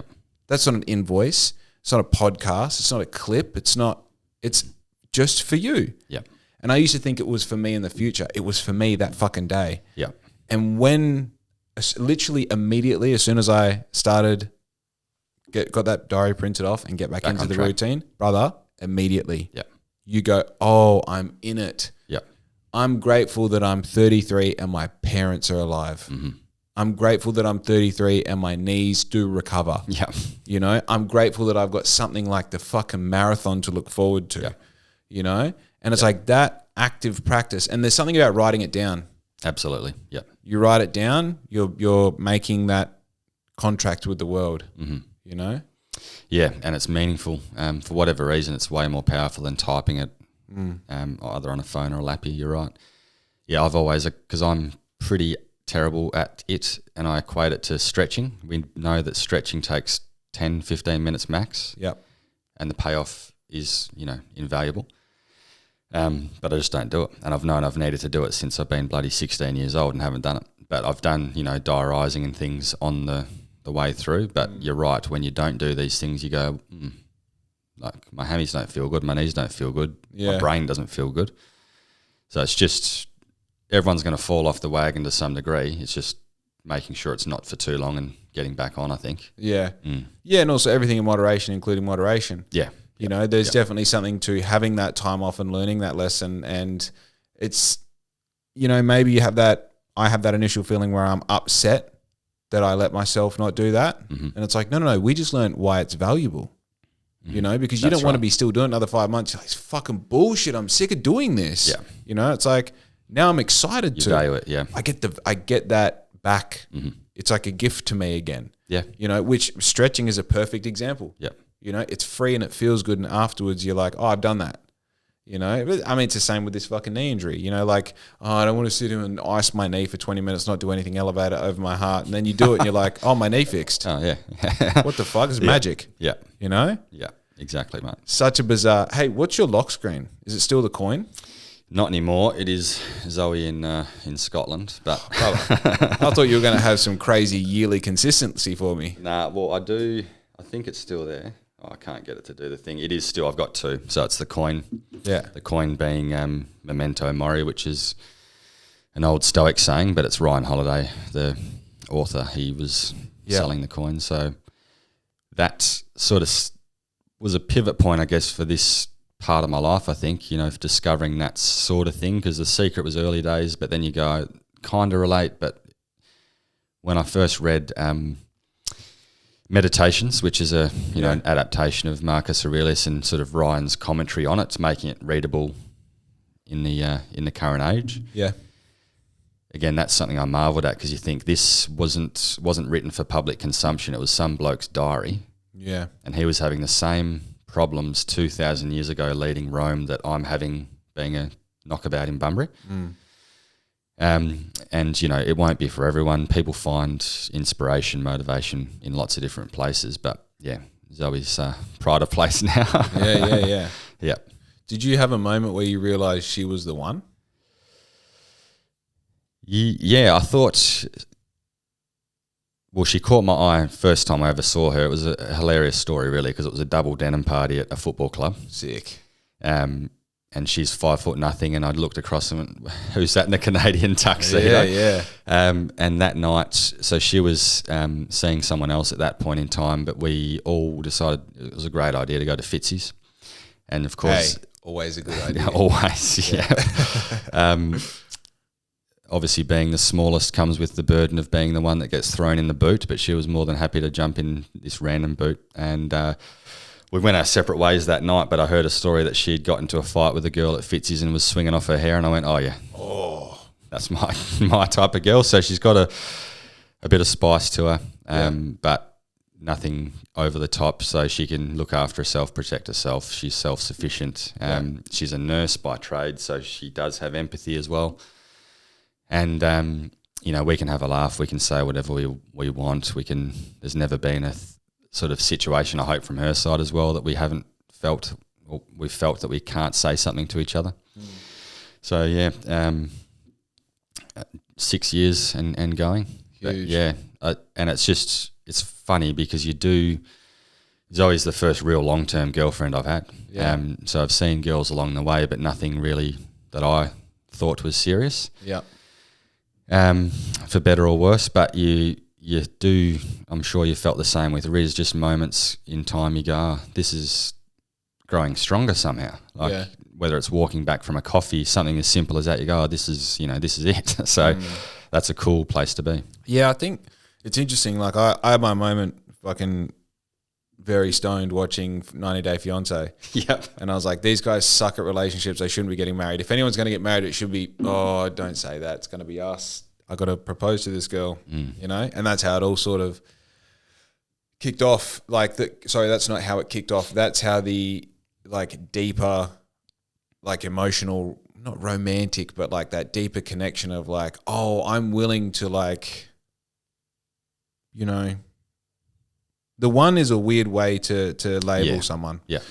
The one is the one that you choose to put in all the effort that is required to make it work. Yeah. Right? Because there is no perfect one. There's no one out there that perfectly gels their upbringing and your upbringing either exactly the same or exactly opposite enough that they click into each other and you don't have to do any work. Yeah. The reality is like, you know, we're 7 years in and we're still fine-tuning that how to run a house, how to be with each other 24/7, how to be the best possible parent for Louis when we have kids, how we're going to be the best possible parent, where to take this business, how to be, how she can be, how she is, whatever it is, with someone who's so ambitious.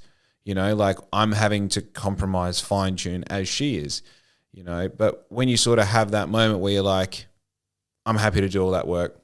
Yeah. I'm happy with that. Yeah. And, you know, and also like either of us are perfect, more so me. I'm very imperfect. And as I've given her trying times, you're like, oh, she's fully ride or die.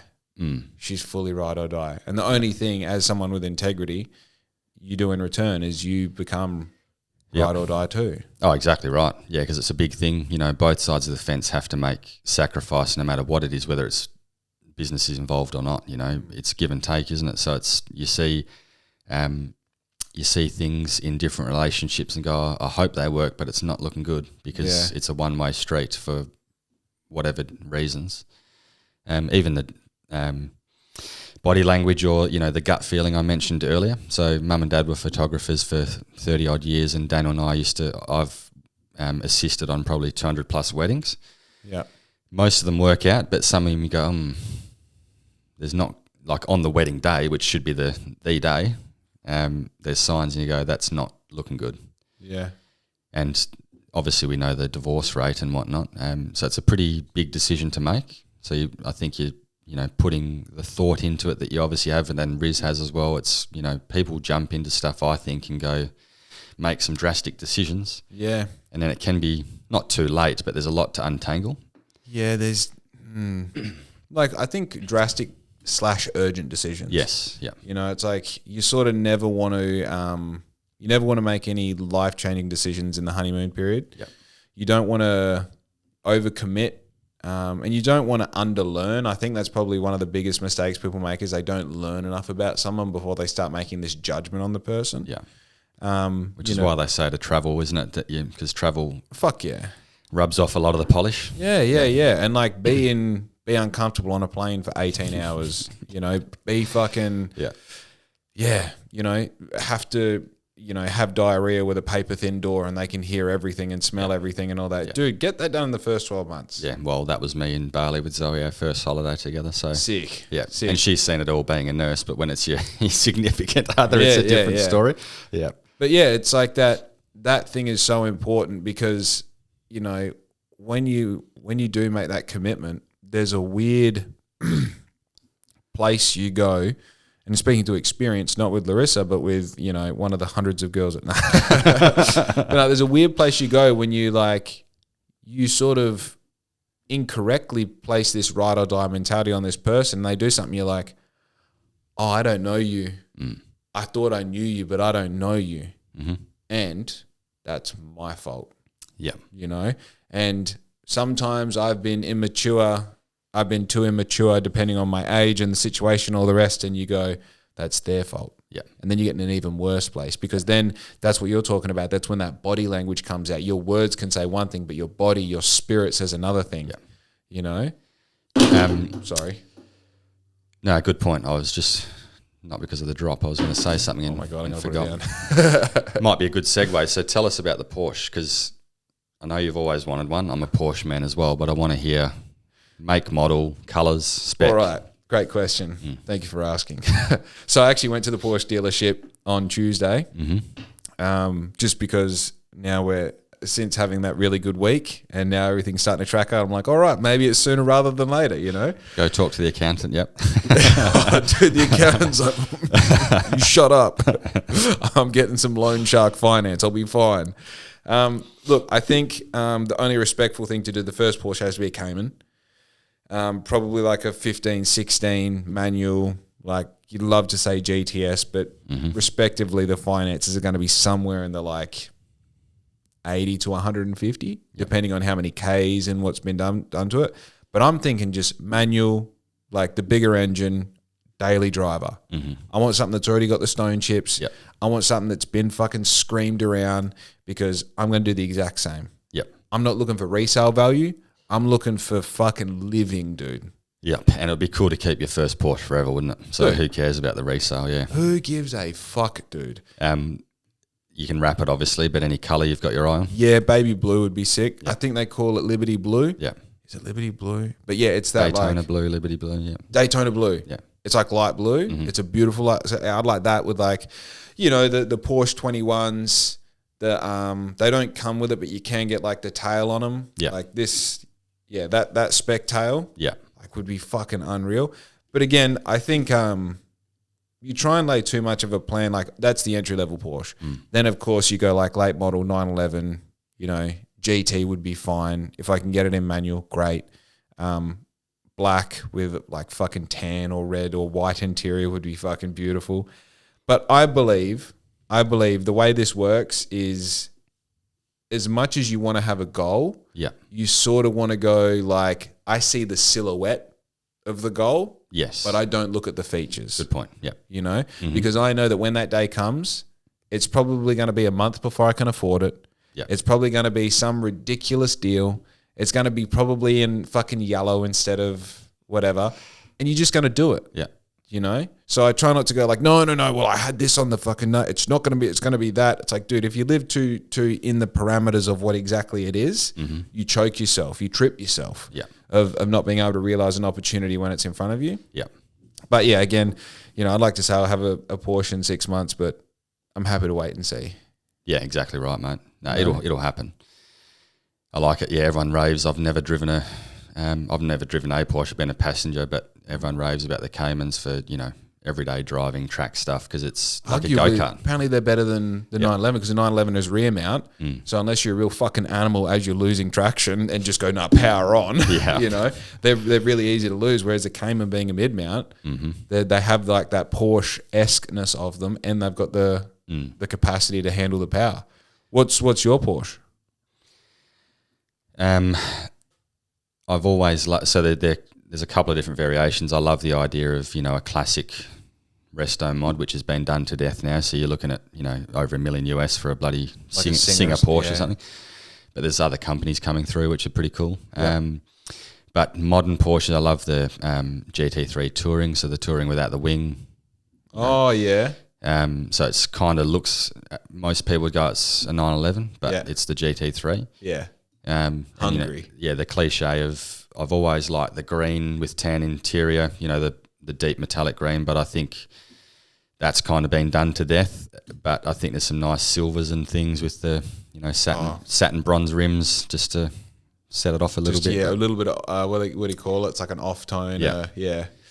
Daniel and I are both car guys, you know, spanning all sorts of different types. So we're always on, whoever's not driving on these trips is usually on car sales. And beautiful. I was scrolling Aston Martin, because Daniel's always loved DB5s and 6s, which are, you know, astronomically expensive. Yeah. But a DB9 is $130,000, which is still a lot of money. But a new, like a Vanquish as well, I saw for 120 odd thousand, and a new one, depending on specs, 750 to $1 million. Wow. Which is, it's so dumb to say, because an aspirational car when we were young was like 220,000, wasn't it? Now some of these things are $1 million. $1 million bucks, so there's a long way to go. But some of the stuff in between, there's some There's some tasty buys to be had, like you were describing with the Caymans and things like that. That it's achievable. They had a Cayman S 2023 with 14,000 kilometers on it in the lot. Like I sat in this thing for 150 grand. Yeah, that will increase in value. Yeah, it's less than a Land Cruiser. This is what I'm talking about. George Hudson drives around in a $250,000 Land Cruiser, and I'm crazy for wanting a fucking Cayman. Yeah, brother, what are we talking about? This makes for terrible podcasting. I'm gonna show you this. We're into the car section now. It's tapering off. Yeah. All the girls, you can sign out. That's all good. No, I've been watching this. How long's it been advertised for? Like 26th of September. This went up. $140,000, dude. This thing, I can't believe it hasn't already sold. But again, this is a driver's car. Yeah. You're not getting this to hold on to it, right? Yeah, beautiful. So we're talking old school body, white ass, black, gold rims, interior is sick, driven to death, average paintwork. Average as in it still presents fine, but your real Porsche nut is going to go like, oh, no, it's not Porsche black. It's, But dude, for $140,000, you pull up to Barlow and that, and people know you fucking made it. With the, as Chris D'Elia says, the bloody guts interior. The bloody guts interior. I like that, mate. Dude. Yeah. I'm back on the Chris D'Elia. I sort of had a moment where I wasn't listening to him as much. Yeah. And yeah, just lately I've been listening to fucking everything. The depth of his comedy is amazing. Do you listen to Lifeline? I don't listen to anything anymore. Like it'll be a phase because I used to, smash pods, smash everything. Yeah. I've just tried to, bring it back to more. If I'm going to ingest anything, it's like books, written form. So I'm not, because I'm easily distracted. Like I think a lot of people are. If I'm driving, I might chuck something on, but no. So long answer, no, I haven't. Okay, interesting. Because you were fucking heavy listener last time of everything, not just that. Yeah. Last time we spoke. Yeah. It's come back to Lifeline. You know that I used to catch up with you every 100 invoices? We're probably 1,000 behind. Yeah. Yeah. Like genuinely, almost 1,000 behind. Yeah. I was thinking that the other day. I'm like, that's fucking cool. Yeah. It's a good problem to have, isn't it? Or a good situation to be in because we're both pretty busy and but I think it's just making time to do those things, and it doesn't have to be hours on end. It's just touch base and well, a few things. That's the great thing about this is I get to have. Obviously, I meet new people, but also like people that I just want to genuinely talk to. It's like you can bring on. It's like turn your phone off. Yeah, like no, you're mine for 2 hours. Yeah. I think the other thing as well. Like I got to a point. I think you reached it before me where I was like, you're carving out time for me, whereas I can sort of do this whenever. And I'm like, maybe every 200 invoices from now. And then it just sort of stopped. I'm like, we're both extremely busy. Yeah. Yeah. Again, and time flies, doesn't it? Again, that's what, as you get older, you go, shit, another year has gone. So, you're making the use of every day. But you kind of have to, and we spoke about it with some of my other mates that I went to school with. It's we've jammed in a catch-up the week of Christmas because otherwise it would have been a year. Yeah, since I've seen them, which is ridiculous. Like one lives in Eton, a few others live in Daryellup. So it's not like it's a 6-hour drive. Yeah. But, you throw in work, kids, all these other things, partners, all that stuff. And if you don't say this date, which I was never the one leading that discussion, I was always like, you set the thing and I'll be there. Yeah. And I've had to change that to a degree because if you don't make it happen, it doesn't happen. And you go, oh, we're 40 and we've seen each other twice since we were 30. Yeah, and unfortunately, we've got nothing to talk about because of it. Yeah.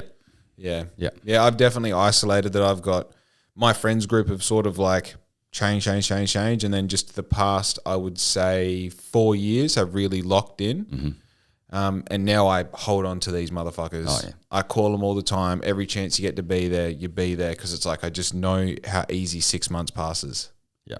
And so I can't remember who said it, but they said if you live within walking distance of your friends, that's, a big part of living a wealthy, healthy life. It makes a huge difference, which if they're in South Bunbury, it's crazy. It's a great thing. It's crazy. And also, once I moved here, I was like, all right, I live in a cul-de-sac. Yeah. You just can't seem to buy all the other houses. And to my absolute fucking benefit. Yeah.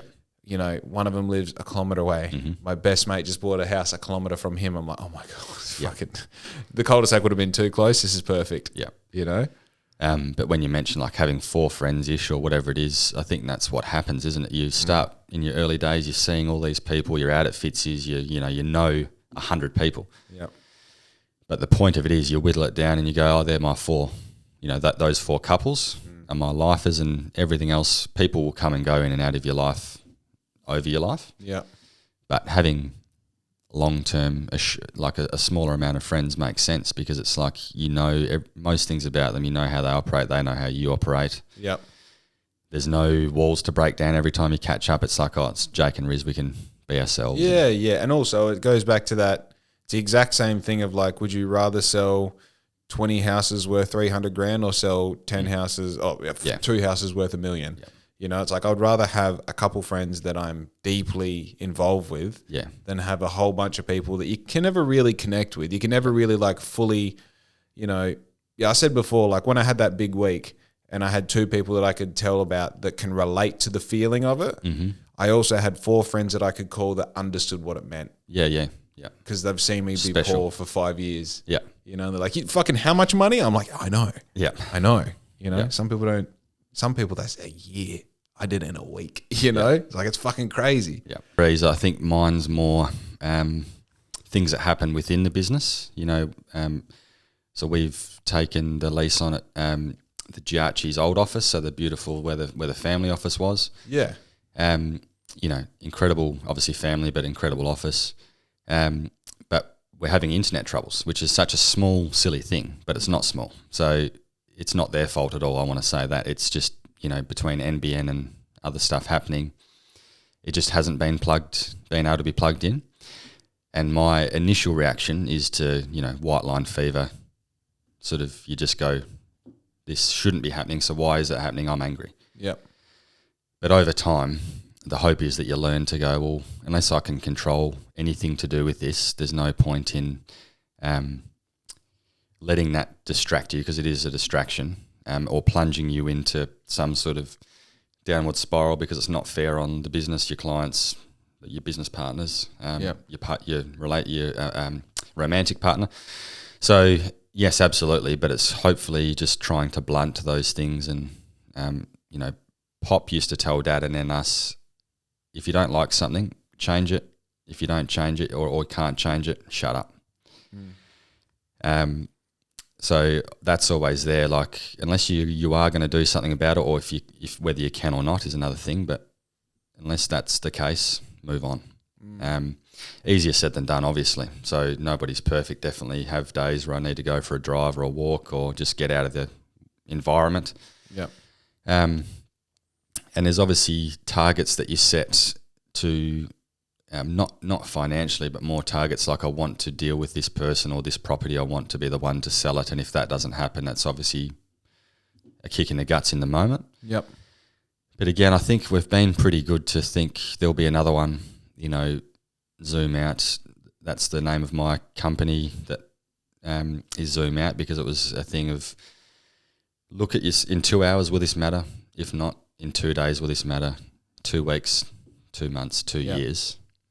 You'll get to a point along that spectrum where it won't matter. So again, it's easier said than done, but it's just have that moment. Like, I've got a few songs that I'll try and break that sort of cycle with, like to chill, and just sit there and go, yeah, none of this really matters for all the reasons you've mentioned as well. We've got 2 arms, 2 legs, eyesight, we can hear, we're healthy, we've got great partners, we've got great friends, live in a great place. It's nothing really matters. Yeah. Obviously take it all very seriously, especially when you're dealing with other people's money and assets and things like that. But yeah, personally and business-wise, it's kind of not been something I've struggled with since changing tact, when I mentioned, that inflection point of depression and anxiety, because I wasn't on my path, on the right path. Yep. It was like a weight lifted off my shoulders as soon as I made that change. Yeah. So that, I think, goes a lot of the way. And then just having coping mechanisms when things do spike your anger or anxiety or sadness or whatever it is, because we're all going to have it. No day is perfect. Oh, look, it's inevitable that these, dark clouds are going to come. It's just how you respond to them. Yeah. I think there's definitely like, I remember I used to have a very distinctive way of responding to these particular negative emotions. Yep. And, you thought I thought they were like a masculine response. And then, being throwing things or stupid shit. Yeah. Yeah. Categorized purely as stupid shit. Now that when I see other men, especially doing it, I'm like, you're not at all emotionally regulated. You're You lost. can't even control yourself, which is, it's not masculine or feminine. It's just like it's an infantile thing. So you're not, you might be 50 years old, but you can't stop yourself yelling or throwing or treating others like crap. And you go, well, that is a child. That's an undeveloped child, isn't it? So that's right. We've all done it again, but to catch yourself and go, hang on, that's not what I aspire to be. I've seen others do it. I don't want to do that. It's easier said than done, and not everyone ever gets to that point as well. Oh, and look, I'm not saying that now I've got it figured out. In fact, the only thing that has changed is that I don't have these things that can optically be seen as like, that's not good. You know what I mean? Like the hole in the wall or the broken thing or whatever it is. And like, if you saw, like, you're not going to see me yelling at Riz. You're not going to see me yelling at my dog. Maybe my dog. She barks uncontrollably. I yell at my dog. Okay, I'm not perfect. But, like now I guess I'm at a place in my life where, when these things happen, I try and go, all right, my main goal here is to not make anyone else uncomfortable. Yep. Because I'm feeling a particular way does not mean that this needs to reflect on everything that has a heartbeat around me. Because even like Louie responds to me differently when I'm angry. Yeah. So like, okay, cool. Let's not ruin the dog's day. She didn't do anything. She just loves me infinitely. So then let's not ruin Riz's day because it's easy just for one person to have a bad time rather than two people have a bad time. Yeah. And also when she's having a bad time, I expect that it's within her capacity to not project that onto me. So we start to have this like trade-off. Yeah. Because you can't put the cork back in the bottle either. Once people around you have seen that multiple times, that's you there forever.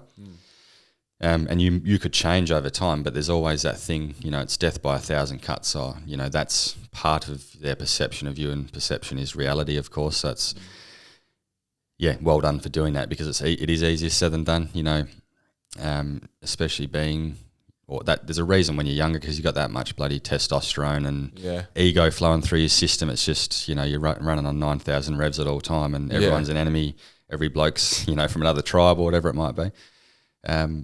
So you're in fight or flight a lot of the time when you're 20 odd. Yeah. Without even knowing it. So interesting. I always felt like I was in danger when I was younger.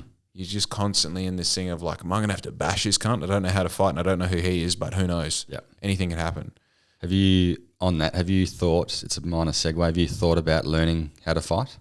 Yeah. I did boxing when I was younger. Like, I think I did boxing. I did it for a couple of years, and the only reason I maintained doing it was because during the warm-up and warm-down, I was significantly fitter than everyone else, and that's where I could win. Like maybe sparred half a dozen times, poorly. But yeah, it's constantly on my mind to be able to defend myself, It's funny, like, you go, well, why not?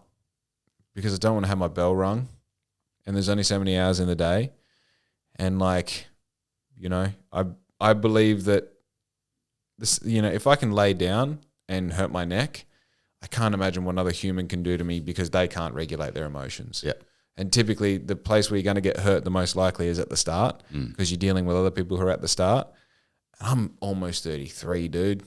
Like I got a sore knee from doing a 16K. Yeah. I get someone yanking on my leg, or, you step wrong because you whatever it is. Yeah, I think we all want to do it.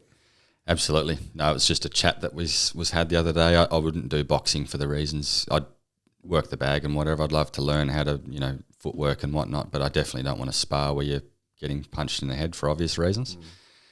Only got so many brain cells to use, but even MMA, and I've just made, like, it's a poor excuse, but I've always sort of been interested, but for the reasons you've mentioned, I go, I'm not flexible enough, so if we get on the mat, I'll look like an idiot.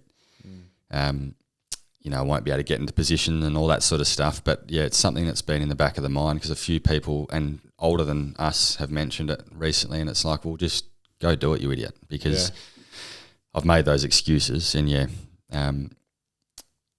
I don't want to be punched in the head, but it's one of those things. It's funny, isn't it, that everyone sort of adjacent to MMA, it seems, these days. So you just, who's got the cauliflower ear? I won't talk out of turn to them. But yeah, I think, look, I'd be punched. I don't mind being punched. Yeah. I, of course, don't want to get, like, flogged the fuck out of. No.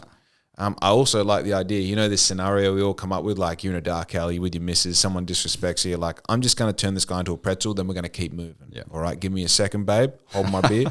That sort of thing. Yeah. Probably smoking a cigarette at the same time. Let's not get too into it. Slow motion, yep. Yeah, you get it. That always lives, but I always look at it as, GTA health bar. Mm. You've only got so much health, energy, bandwidth to give to life. Yep. Now, I don't do anything by halves. Yeah. Anything. That's why I've only got like 2 hobbies. I've got 1 missus that I adore. Realistically, it's why I've only got 1 dog, because I'm scared that if I got 2, I wouldn't do either of them right, And like having 1 business, and even in the business, we are constantly refining the scope so that we can do what we do fucking perfectly, as close to perfectly as possible. Makes decision making very easy. Mm. Now, if I'm going to do jiu-jitsu, I'm going to do it 4 nights a week, and I'm going to have the gear you need to do it. I'm going to have the yearly subscription, because I'm not going to pay every time I come in, because I'm coming in so regularly, dude. Yeah. Right? And then you start going, well, what do I give up to do that? Yeah. And then is that thing that I'm giving up of more or less value to this new idea? Yeah, exactly, yeah. Yeah. Yeah, I think, again, you can get spread too thin, and that's the exciting thing. You add the new staff member, add another layer of, removing you from the day-to-day stuff, and then hopefully you've got an hour or whatever it is to spend on different hobbies. But Pilates. Yeah. It's Pilates. Yeah. I had to do Pilates for a month because Riz's friend was in Europe and I was taking her place. Yep. Because she couldn't walk in by herself. Called out. And hated it. But fuck, man, everything just like... It's hard. Souped together because of it, know? And now that I'm running and, little knee niggle, Achilles heel sort of, how are ya? It's like, oh, I feel like Pilates organically feels like a fucking good movement. It does, yeah. Yeah, it feels like you're getting stretched at the same time as strengthened. And yeah. Friends bought me, or there was 4 of us went to Pilates for my birthday this year, and the instructor, this was in Perth, that the instructor saw that there was multiple guys coming, so she made it harder for whatever reason. Sick. Hey, it's like guys don't need the extra. Yeah. We've all seen the videos, but it was like a 37-degree day as well. But yeah, come on, man. Yeah, cut yourself some slack. Yeah, have a cigarette. All right. Everyone else is like doing it perfectly. Joel and I are there shaking like a leaf, sweat just like there's no resistance from here to here for me. So it's just I can't see, but yeah. Oh man, dude, I was doing the 6 a.m. session. Yeah. So by 7 o'clock, your body is fucking lubed. You're ready, and it was an awesome feeling, but. Wasn't that long ago. Different financial time. Yep. Yeah, it is expensive. Like I was going to Glowfit. Glowfit are the premier Pilates studio in Bunbury, and their membership aligns with that. But dude, you'd start the day and everything is just strong. Yep. Your hips are together, your knees are together. There's no there's no sleeping and waking up with a sore neck. Yeah. But again, like to turn it on right now, like dude, I was working up until the minute you got here. Yeah. And as soon as you leave, I'm back to work. Yeah. And then all these parameters of like, I do not work later than 5:30. We have dinner at 6 o'clock every night. We're in bed by 8 o'clock every night. Mm-hmm. And if I change any of that by 15 minutes, it blows into the weekend. It blows into next week, and it just gets. So then to go, all right, having an hour for jiu-jitsu, for Pilates or whatever it is, right now is like absolutely blessed and privileged to have such a full schedule. Yeah. The moment that I get a spare hour, I'm not wrestling dudes, bro. Yeah. I'm fucking going to Pilates. I'm being surrounded by fucking hot chicks. You know what I mean? Yeah. Like my beautiful fiance. That's right. Exactly. Just the 2 of you. No, I understand it. Absolutely. It was just it's an interesting time because there's so many, just like anything fitness wise, I was saying before, there's so many people that do know how to fight. So it's like hopefully we're not being dickheads that puts ourselves in a situation that we need to fight. But it's always there's some probability at all times, isn't there, that someone's going to have a crack. So yeah, Yeah, I saw a dude just be faster. Yeah, or make enough money that you can pay for that problem to be solved. Oh yeah. You know? I mean, it's crazy that sentiment is applicable across the board. You know, like talk about the cost of living, talk about real estate being more expensive, all these things. We're, again, privileged and blessed to be in a position where we can work harder and make more money. There's a direct correlation between the effort we put in and the money that we earn. Dude, that's the real, I think that is a real important part of life, is being in some sort of situation, even if it's on top of your career where you make a wage, is like you need to be able to have some sort of thing that rewards your work in a financial way, because more often than not, and being in a hard situation physically, as far as like, you know, I'm walking home from the cinemas, homeless guy comes up with a knife and I don't know what to do. Besides situations like that, money can typically get you out of most situations.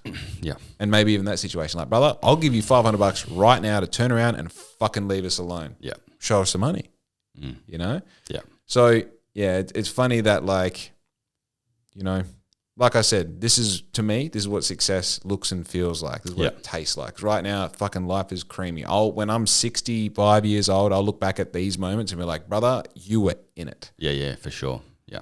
Things like earning enough money to have the Porsche, for sure, life gets better. It gets better because now you got success with a Porsche, you know? Yeah. And that's probably a symptom. When you can buy a Porsche, you've got everything else pretty much in line as well. Right.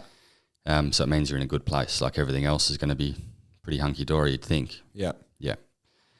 Yeah, Dan and I talk about it all the time. What does it mean to be successful or whatever? The main thing, like, we just want an unlimited health budget. So you don't even have to think whether it's a supplement, a procedure. And when I say procedure, like, there's some super interesting stuff happening with people getting their blood cleaned, of all things. So, you know, the amount of stuff that we're subjected to, from plastic to what's in our foods and all that sort of stuff. You can pay $100,000 and go and get your blood cleaned. So they literally plug into your aorta, which is frightening, and you lie there for 2 separate days for like 8 hours a day to take your full blood out. Filter it, brother. Dude. Put your stem cells back in. Like, that sort of stuff's what flicks our switch. But way, way, way back is to be like, eat well.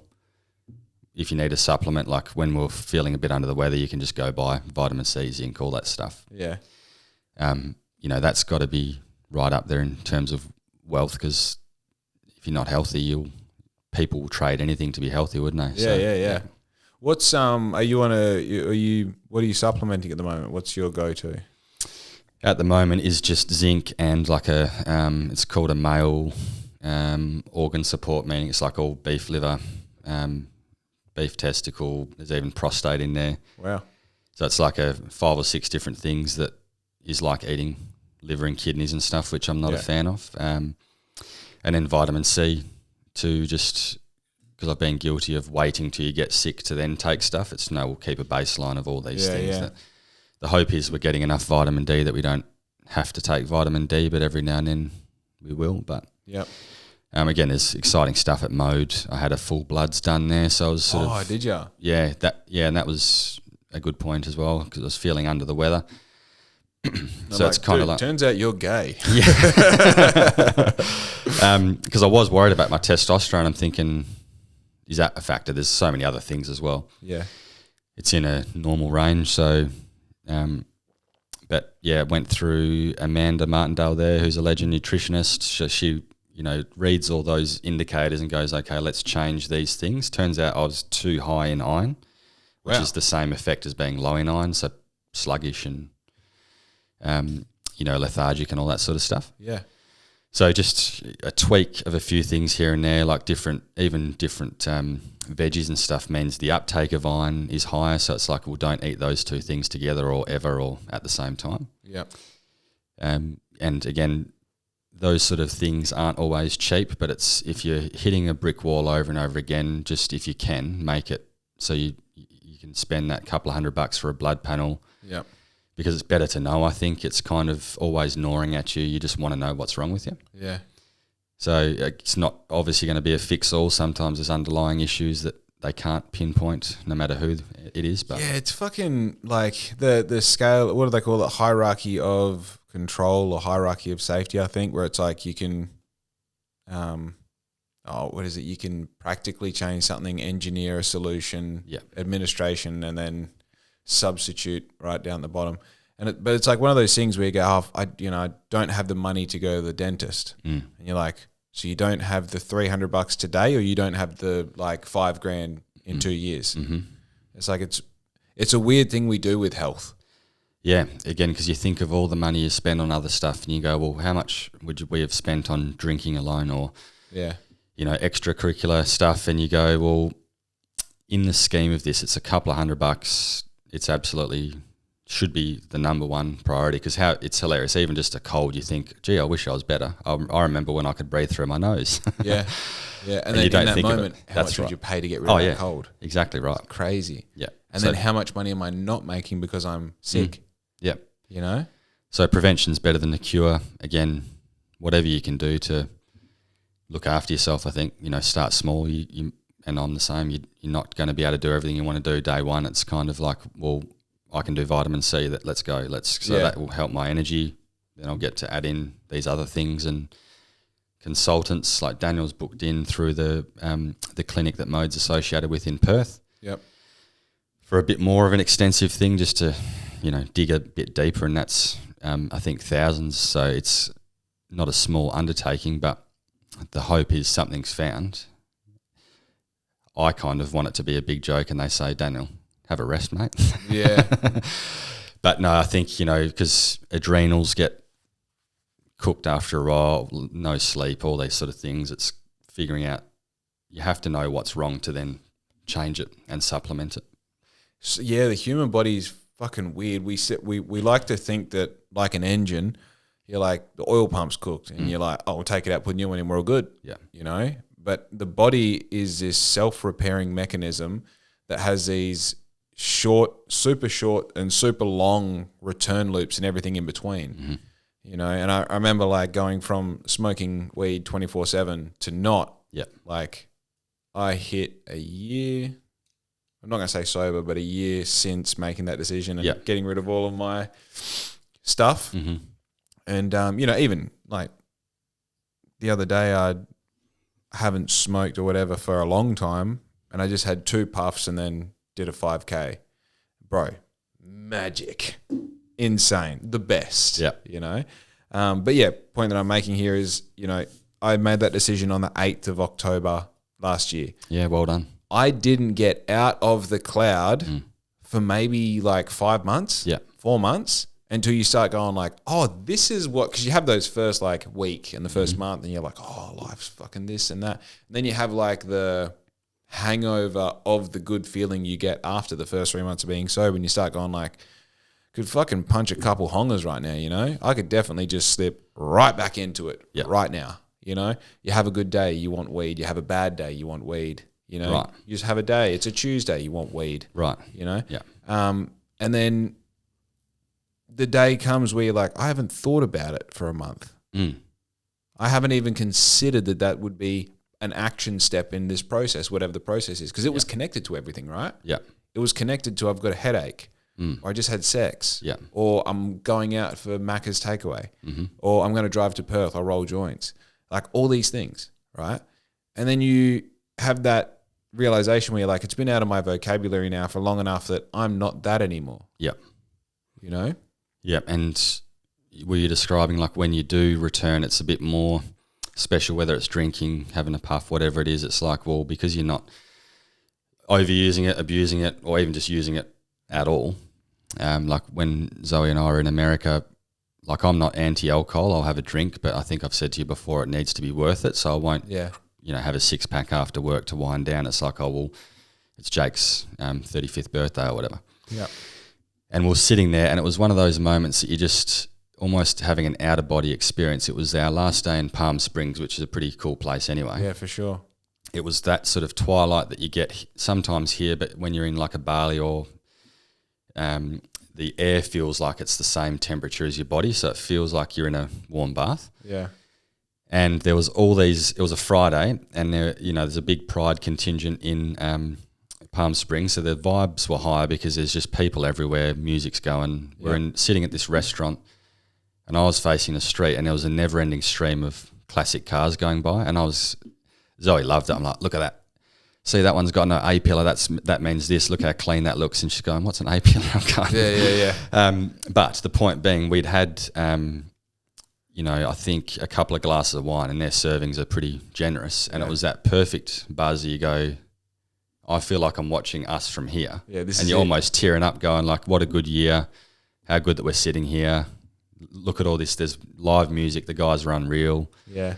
But if you're having a bottle of wine a night, you're not feeling it. You're going to be pretty haggard, aren't you? So yeah, exactly. Yeah. And that's what this was, like this was Tuesday night, and I've like had I'm talking 2 puffs, chill, walk around the garden, light it up again. That's it. Yeah. Shoes on, run, beach, orange sunset. Yeah. And I'm just sitting on like a 4:45 pace. I'm fucking around, man. I'm fucking around. Yeah. And I'm in my head, I'm listening to Eels or something, and I'm like, this is it. This is it. Literally, like without the words, I'm thinking what you asked before, like what is success? This. I'm in it, you know? And you're having these little introspective moments where you're like, fuck, did they think my shoes are too bright, or are my shorts riding up? You're having these human moments, but glued together with this like, oh my God. Yeah. And the truth is you were looking for those moments every time you sucked a hot one back. You're right, yeah. But it never came. Yeah. Because you're in maintenance mode. You're not in this ceremonious mode, And that's the gift that you give yourself, because it's so easy to just go back into addict behavior, because that's what it is, addict behavior. Yeah. It's so easy to go back to like, well, I deserve this all the time because I built this successful business and there's all these great things happening and I'm employing someone and my parents are alive and, right? Yeah. I deserve to have this all the time. Yeah. But that's exactly what takes it away. It's a juxtaposition. Yeah. No, that's a good point. And there's so many different types of addiction, isn't there? It's not just drinking, smoking, whatever. It's other behaviors and things that you go, shit. Business is an addiction. Yeah. Yeah. Exactly. You know? And that's why when you have that big week and you're like, this is great, get the high. Now I've got to go higher than that to feel this again. Yeah. Oh, God, all right, back to the drawing board. But I like being at the drawing board. It means I'm doing something. Well, I think it means you're on the right path as well, because if you're having the opposite thought, you're probably pushing shit uphill or not where you want to be, not where you want to be, but not heading where you want to be, I guess. It's kind of like Daniel said to me the other day, it was a Friday. He goes, I wish it was a Monday because we've got so much good stuff happening. Dude. And no doubt you felt the same, which is a good place to be. But then the contrast on the other side of that coin is you face burnout if you don't go, no, today's Friday for a reason so we can recoup for Monday. Yeah.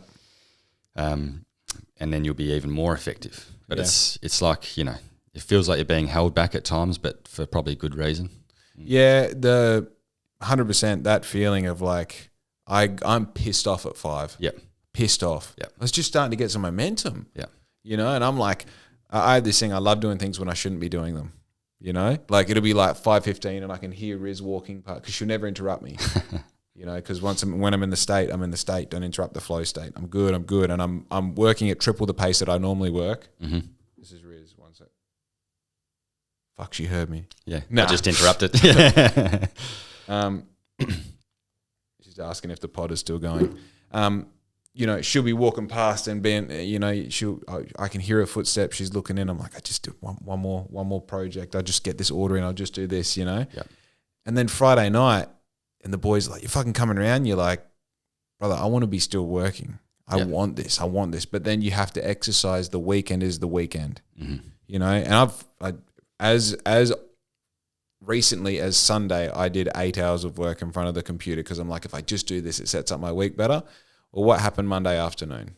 Daddy had to have a nap because he was fucked. I'm daddy, by the way. Yeah. I'll let Riz use that word. Yeah. Yeah. No, you're right. Again, it's a good sign, but it's just, staying on top of it that you don't let that part of your brain take over. It's like, no. Like for Zoe and I, Friday is the day that we've had Ramen Plus every Friday for over 12 months. We know. Oh, and that's fun. like a cornerstone. You go, oh, it's Friday. So that's when we have ramen and put a movie on. Yeah. And so with my addictive behaviour, up until recently, I was having a block of chocolate every Friday. I'm going, no, I can't do a block anymore. Maybe a family block. Dude, a block in one sitting is nuts. Yeah. You'd be feeling sick though, wouldn't you? Yeah, well, some CBD oil, ramen, movie on, coconut rough. Unreal. Very happy boy, but that's unsustainable. So But again, it's just going, oh, well, let's stop that behaviour. Yeah. There's obviously far worse things to be doing, but yeah, it's interesting. Yeah, I'm hitting the Pepsi Max, one a day. Absolutely, yep.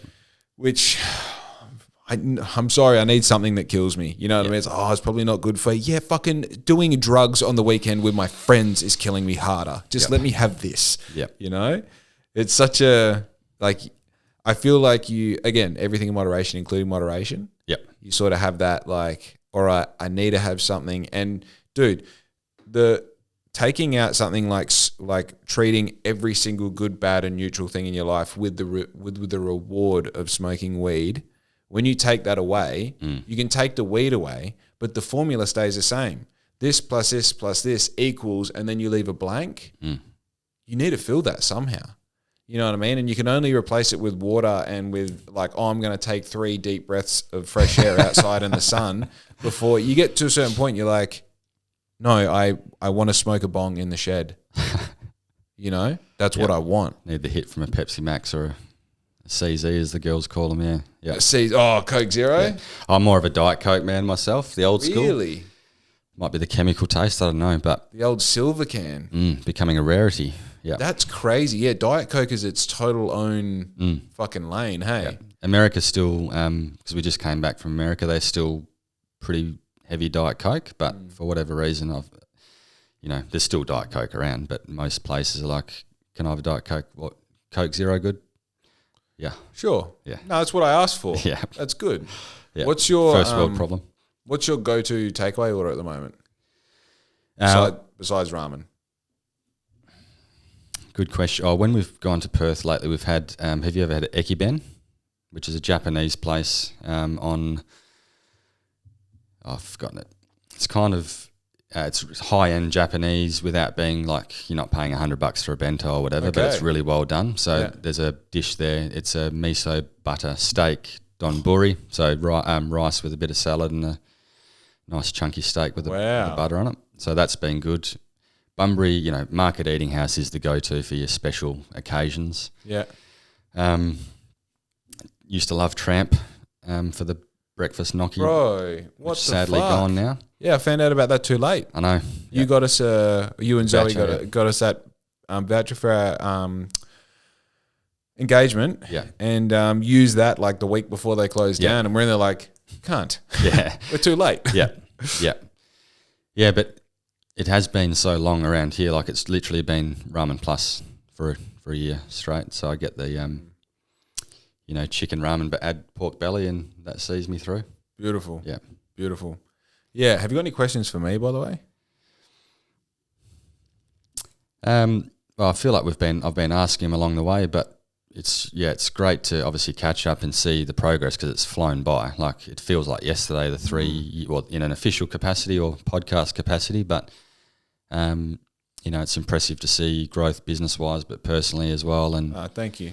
Happy the two of you are, going strong and kicking goals, and that's what it's all about. Yeah, having wins. Yeah, sorry, I usually plant the, have you got a question for me when I get the people that treat it like an interview? Yeah. And like they answer a question and they sit and look at me like, ask the next question. I'm like, fuck, bro, do you know what a conversation is? I've got one question then to finish on if you like. What's something you've changed your opinion on recently? Great question. What's something I've changed my opinion on recently? Probably the idea that, very business based, and it's probably not that interesting, but the idea that I can train people to do what I do, Yeah. I think I've changed my opinion on what's possible in general. I think that's just what happens. The organic scope of your ability to execute is determined by what you can achieve in the foreseeable future and have achieved.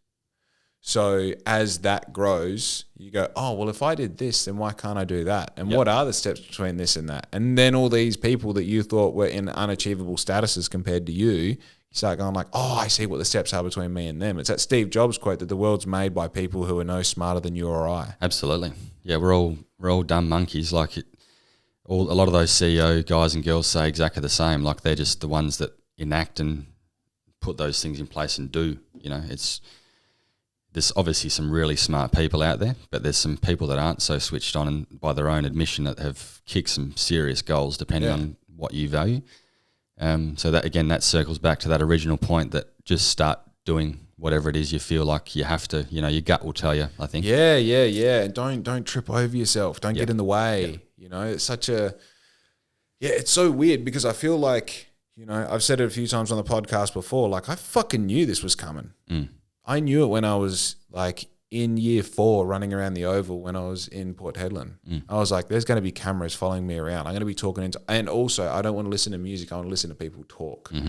And now it's like, I'm the one talking. I'm the one doing it. And I had a dude call me the other day, like significant person. And he goes, oh, you know, I saw you had such and such on and this and that. And he goes, you're quite the bloody political commentator. I'm like, no, I am not, cousin. I'm a guy with a podcast. Talking to politicians and stuff and the like, yeah. Right? And he goes, well, seems to be a defining indicator. You know you've made it if you made it onto the BLXCK INK Podcast. I'm like, that's very polite of you. Thank you. I don't believe it. But in my mind, I'm like, but someone said that in reality. Yep. Someone, even if it was just to give me a convoluted compliment, is still something. Yeah. You know? Yeah. And it's I'll tell you something right before we sign off. I had an interesting thing the other day. Riz was talking to her girlfriend about, it's even funny that I'm bringing this up on a podcast, and it's unrelated to anything we've talked about. Yep.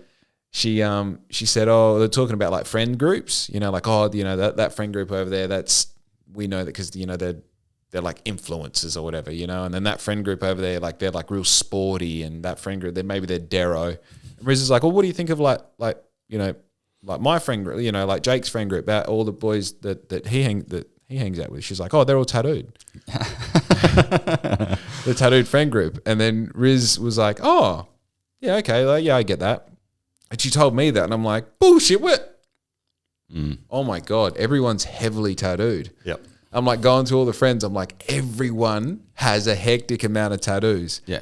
And my fucking perspective on life has changed now because I'm realizing that most people, because I see someone with a lot of tattoos and I'm like, oh, they're kind of like scary or whatever, which is crazy. That's why my bodysuit starts here. I've got yeah. I literally have even thought this while talking to you. I'm like, fuck, Ben's a clean skin, you know, but I feel like, you know, there's always this poster in tattoo studios. I've seen it a lot in tattoo studios. The only difference between people who are tattooed and people who aren't tattooed is people who have tattoos don't care if you don't. Yeah. Right?